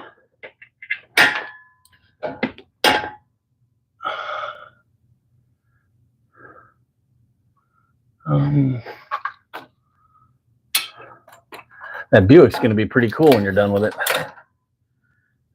Sorry, I'm half thinking, half talking, and trying to finagle my way onto this stupid bolt on the firewall just a hair. Maybe if I come, now I got more room. Maybe I can come over the top.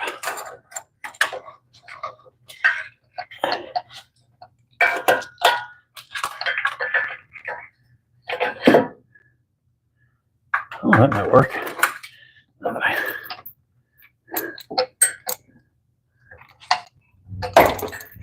Yep, that worked.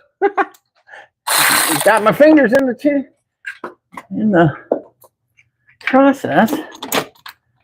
That's got the tranny dipstick on it. Sure. Get back on it now.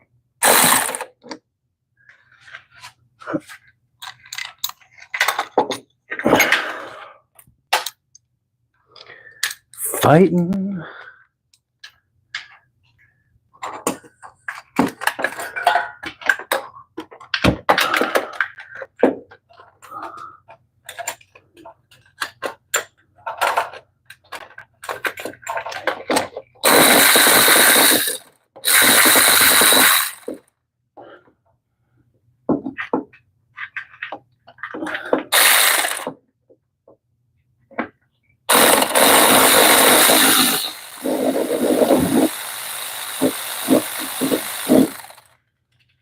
Oh, there we go. We got her.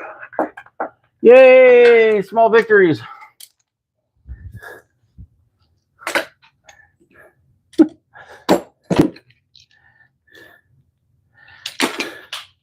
Small victories. In this much extension. How we doing out there? You still hanging? So, Jimmy, you're still in there. I'll give you a little heads up since you're a hat guy. That right there. That's what you need. You still with me, Jimmy? You said you're thinking about doing a lift. And we talked about getting that 4-post or whatever. If you get a lift, you got to get a bump hat. This has got a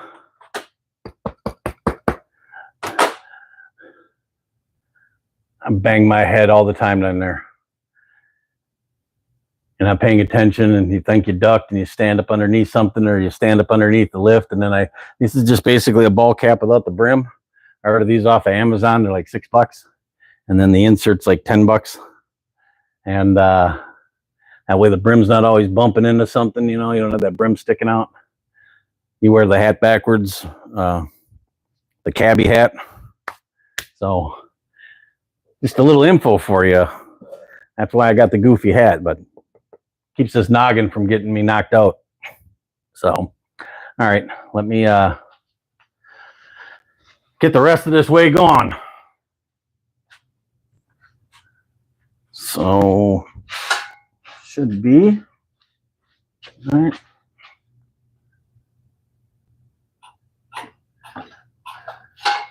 Okay.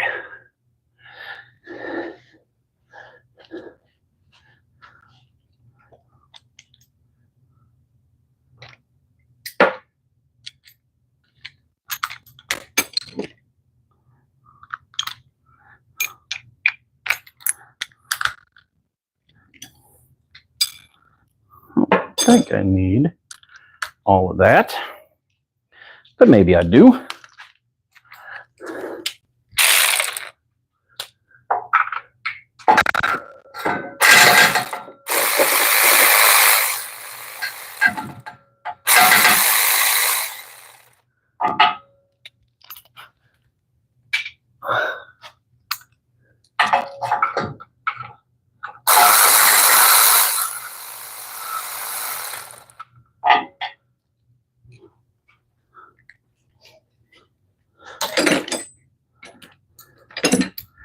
Okay, two more.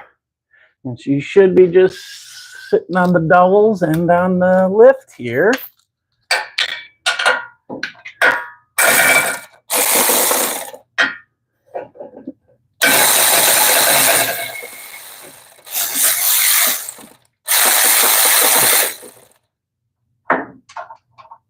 One left. Safety, pumpkin, safety.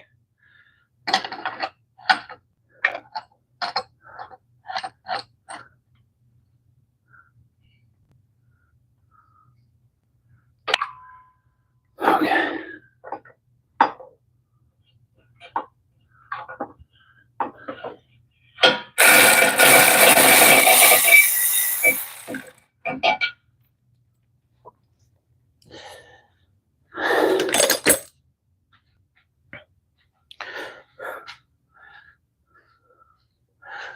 All right. Moment of truth.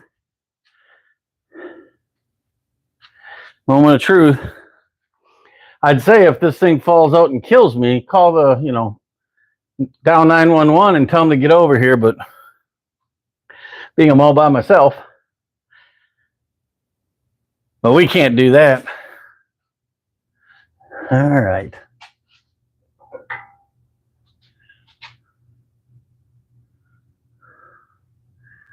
All the bolts are out. All right.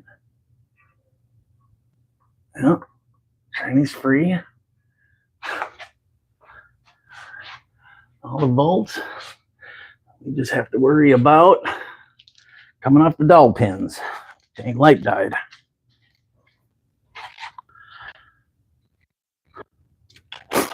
Plug this in, and even if I can charge it for 10 minutes, it'll work.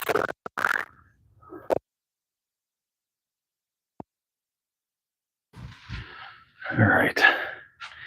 My little pry bar in case I need to back it up a little bit.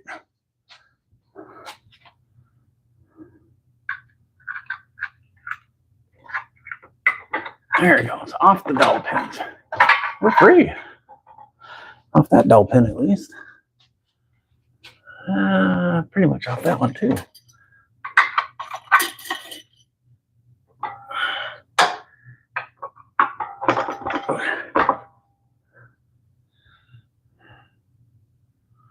I got room to.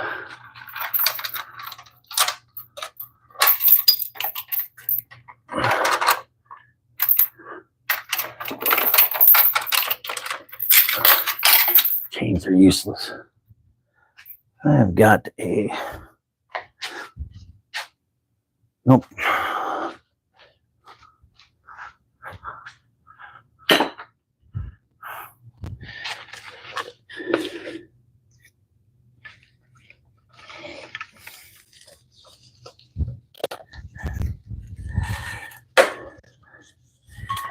I'm not. I am not a rich man. The last thing I need is to drop this dang transmission and bust it all to hell and be out of a transmission.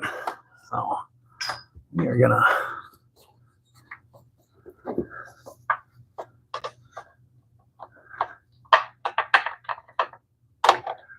at least get one strap on it,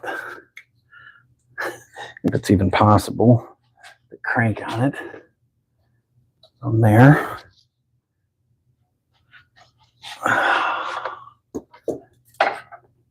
Go under the cable, dummy. Under the cable. That's one thing with these bell housings. They give him the converter in there. It could get a little top heavy, nose heavy. I like to at least tie the tail down so it doesn't want to flip forward and off.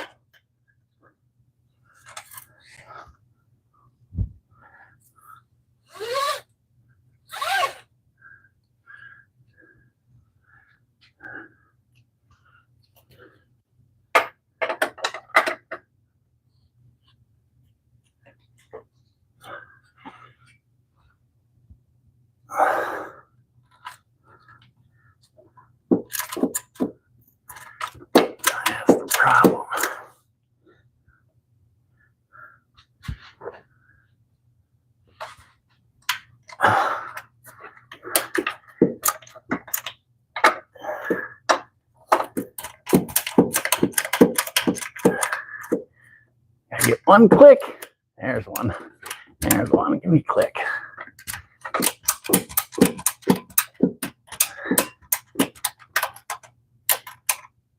There we go. That ain't going nowhere. You know you have to say that. It's Murphy's Law. It's Guy Code and Murphy's Law. If you don't snap the strap and say that ain't going nowhere, it'll fail every time. Do you guys know that? Nah, you do. All right. Yeah. Yep.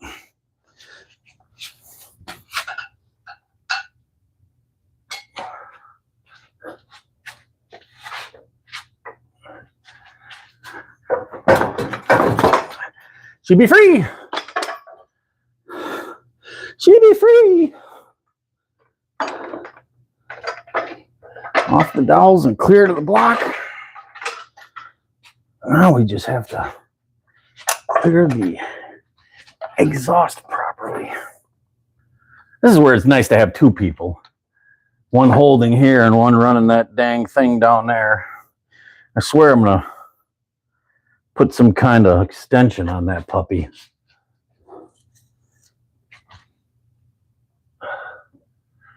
Oh, you know what? I did forget something.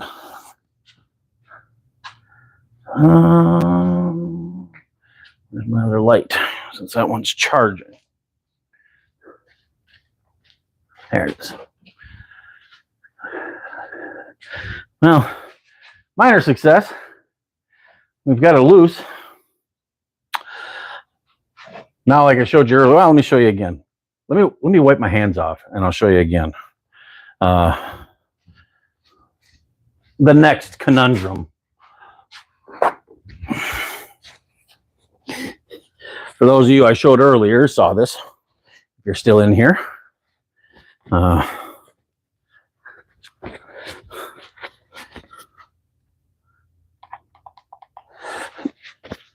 turn you around and show you where we're at.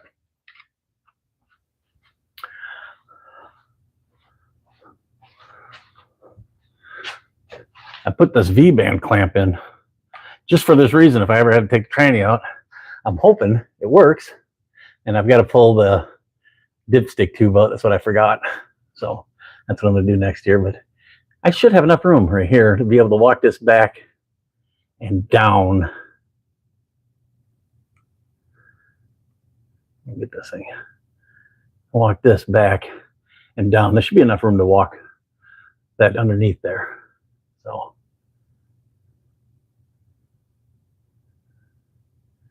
try to look, see if that rear main doesn't look like it. Might not be a rear main problem.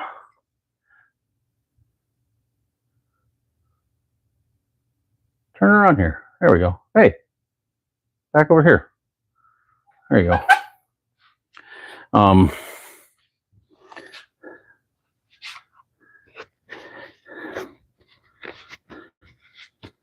But either way,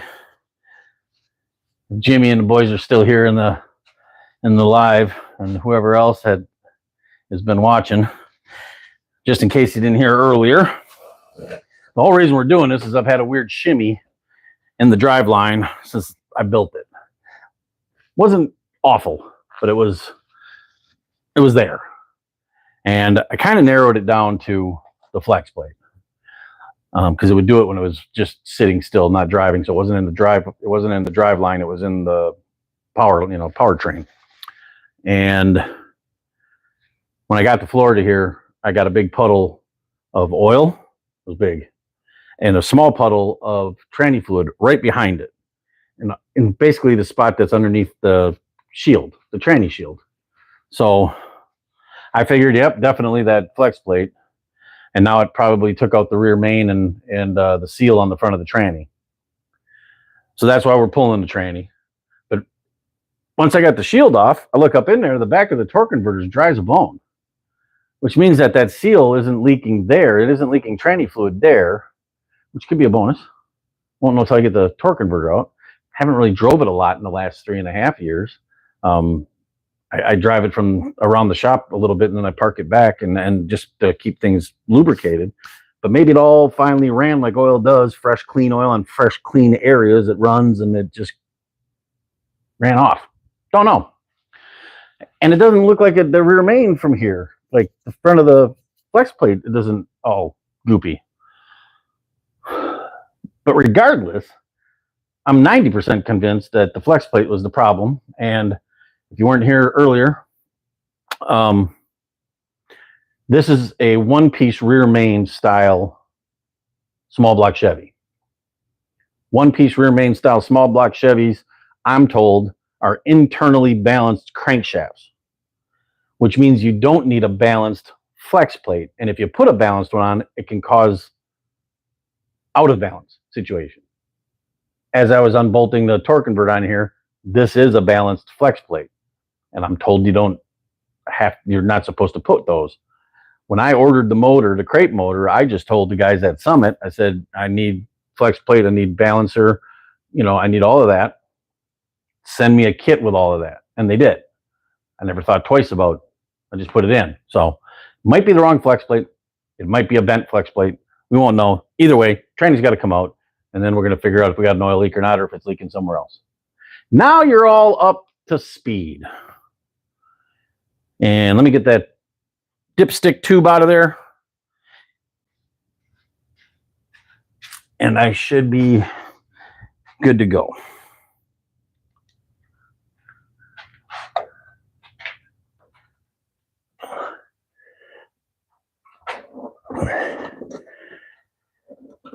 I did drain the pan of the tranny, so there shouldn't be much, even though it is leaking around this tube now because of all of this. There shouldn't be much tranny fluid that comes out of there. Take a little pressure off that firewall's pinching it. I think firewall's more of a problem. Oh, almost. There it is. Okay.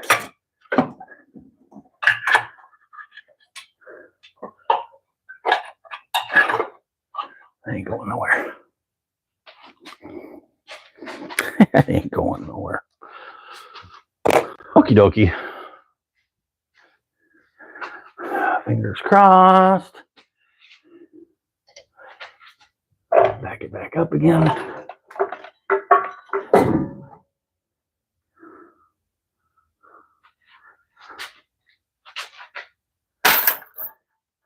Don't scare me like that.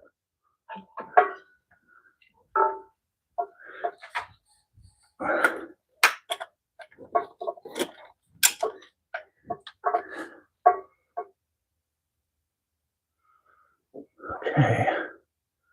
Unhooked. Not in the way, nothing. What's that other line there? TV cable out of the way. We're all out of the way. This dang jacket is so fast.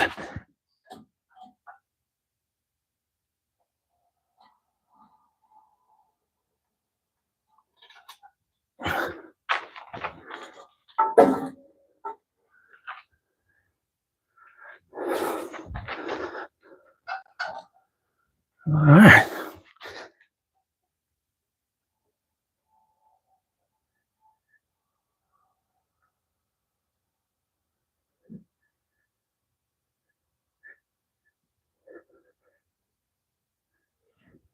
Well, that slid right between them V-bands perfectly. Very nice. Very, very nice. So, might as well just let her come all the way down.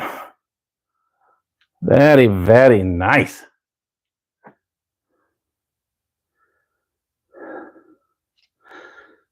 Score!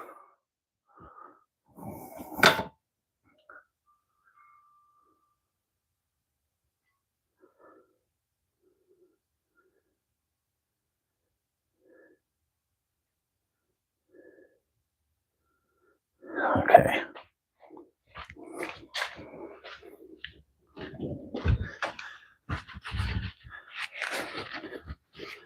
All right.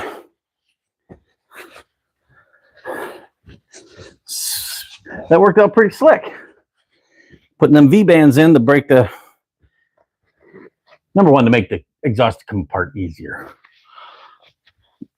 But it'll go back together easier, and the V-bands are awesome. I'd make everything out of V-bands if I could for exhaust. So let's take you over and we'll take a peek what we're working with.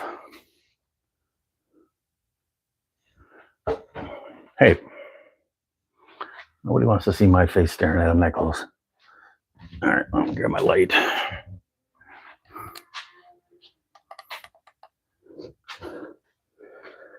See, I've got a bunch of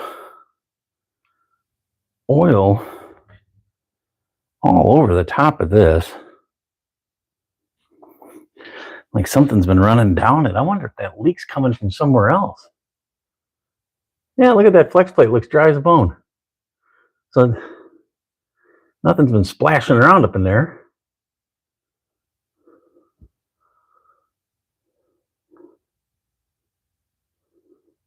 Ooh. Well, I'm gonna double check. I gotta make sure that that is exactly the size of that, because if it's a little loose, that'll cause a leak. It causes a vibration. You bolt it up and it's a hair off. I see oil back there. Oh boy. I see.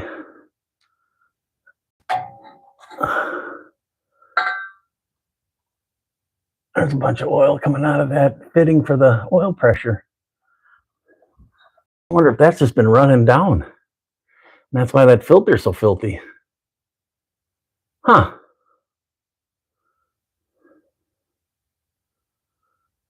You can't tell on this side, but right here you can see this little ledge. That is the weight. See that weight? They welded on there. So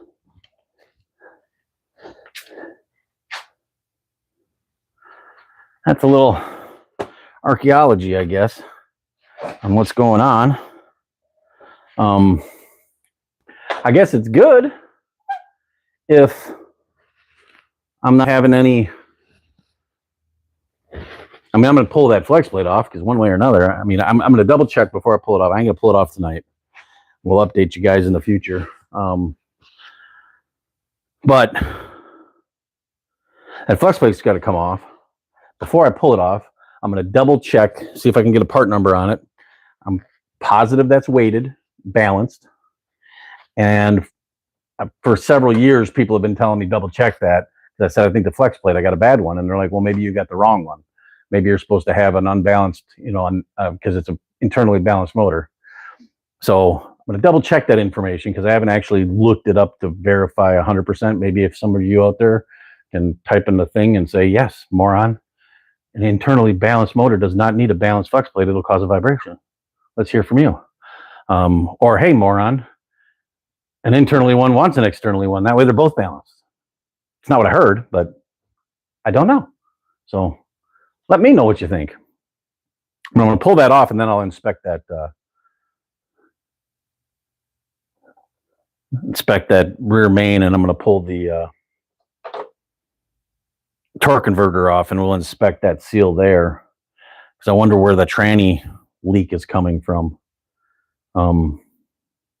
Weird at both at the same time. I had a little puddle of tranny fluid and a big puddle of oil smack dab where the flex plate would line up, which would tell you that oil's coming out of the tranny off the converter and oil's coming out of that rear main, is what I thought, you know. So, but we're running up on over 2 hours on this live here, and it is Sunday, and I got Sunday family dinner tonight. And I got to get cleaned up. So I appreciate y'all. And if you like this kind of content, You know, Mosmad's a 56 Chevy Nomad. There's a bunch of videos on my channel about the work I've done on that. There's a 55 Nomad on there because my dad had a 55 Nomad that my brother bought in the last 2 years. And I did a bunch of work on that. And starting to put some information about the C10 that's up here. I did a slideshow. I'm going to be doing, we did a walk around underneath it before I even started this, and I'm going to be posting that on Tuesday. I'm still editing that. I just last minute thing decided to do this live, and we did a live 2 days in a row. Pulling the tranny out. Instead of doing content on a tranny pull, might as well do a live and then get to know everybody. So it's been a pleasure getting to know the few people that have popped in here and said, hey. And if you like this kind of content, help me out, help a fellow hot rodder out, go ahead and hit that like button, that subscribe button. Go to the channel and check out a few of the videos. I got one on a railroad truck. I built the dream truck. I didn't keep it. I would have loved to have. But I always thought the square body service trucks were really cool. And I made a lowered patina, everything fresh and new where it was important truck. And then somebody had to have it worse than I wanted it, and made me a nice offer, so I sold it. And that allowed me to do more projects in the shop. So, but those videos are on there. There's a 66 Nova Chevy wagon over here. I don't know if anybody's seen that one yet. That's on here today. But up on the 4-post lift, we got the 66 Nova wagon. Pretty cool. And that's the 56 Nomad wagon. And then if you've been watching this and you haven't seen what this truck looks like, I can't get far enough back because, you know, my little 2-pound box with 11 pounds of shit in it. I lovingly call it low life because you can tell on the back, the fronts are hanging, but she'd be slammed. She's on air ride. It's got air conditioning. It's got cruise control. Hard to tell. I don't have my flashlight with me, but there's the airbags. We got Hotchkiss racing suspension on it. So I completely had to do the rear, the whole interior. The only thing I didn't do on this truck by myself was, let me turn your back around. This pipe I didn't bend. I changed the whole exhaust and used these pipes again. And it's funny because I ended up putting them in backwards. The one that was on the driver's side, I put over here on the passenger side. And how do I know I put them in backwards? Because they're still flanged to fit over the mufflers that were in here. But it worked out perfect. If I turned them, flipped them to the other side and turned them around backwards, they fit. So those two pipes I didn't bend. And I did not cover the seat. The seat that I put in here, I had covered in black leather, and I didn't do the upholstery work. Other than that, every single nut and bolt and wire on this truck, I did myself. It's the first time I ever tore a truck down that far and built it back up. It's my first time ever buying a crate motor, buying a brand new crate transmission. First time ever, and I want to do because it's getting popular, dealing with fuel injection. So I put Holley Stealth Ram fuel injection on it. Check out the video. It's a short little 20-something video slideshow of the truck. And that was when I built it. Tuesday, the new video will be out of getting it into the shop, washing it up, getting it into the shop, and then kind of doing a walk around every inch and nook and cranny on it to bring everybody up to speed with what condition it's in now. Because sitting in Florida's salty, briny air for 4 years and not being loved on didn't do it much good. But it sat because of this tranny issue. So flex plate and oil leaking issue. So we're going to fix the oil leak, figure out the flex plate, get it all back together. This is going to be my daily driver. I miss it. So if you like this kind of stuff, help a guy out. We're almost at that 1,000 subscriber mark. We're at, like, when I started tonight, we were at 973 subscribers. You need 1,000 and 4,000 hours of watch time. We're not even close to that, but it all helps you guys helping out a fellow hot rodder. It doesn't cost you anything. People think subscribing costs money. It don't. It just tells YouTube you're interested in a channel like this, and then you'll see more of it. So I appreciate y'all, and we'll update you with what I find. I'll do a short live or a short video with an update on what we found and where we're going to go next with it. So appreciate y'all. Have a wonderful night. May God bless you on a Sunday, and we'll see you next time.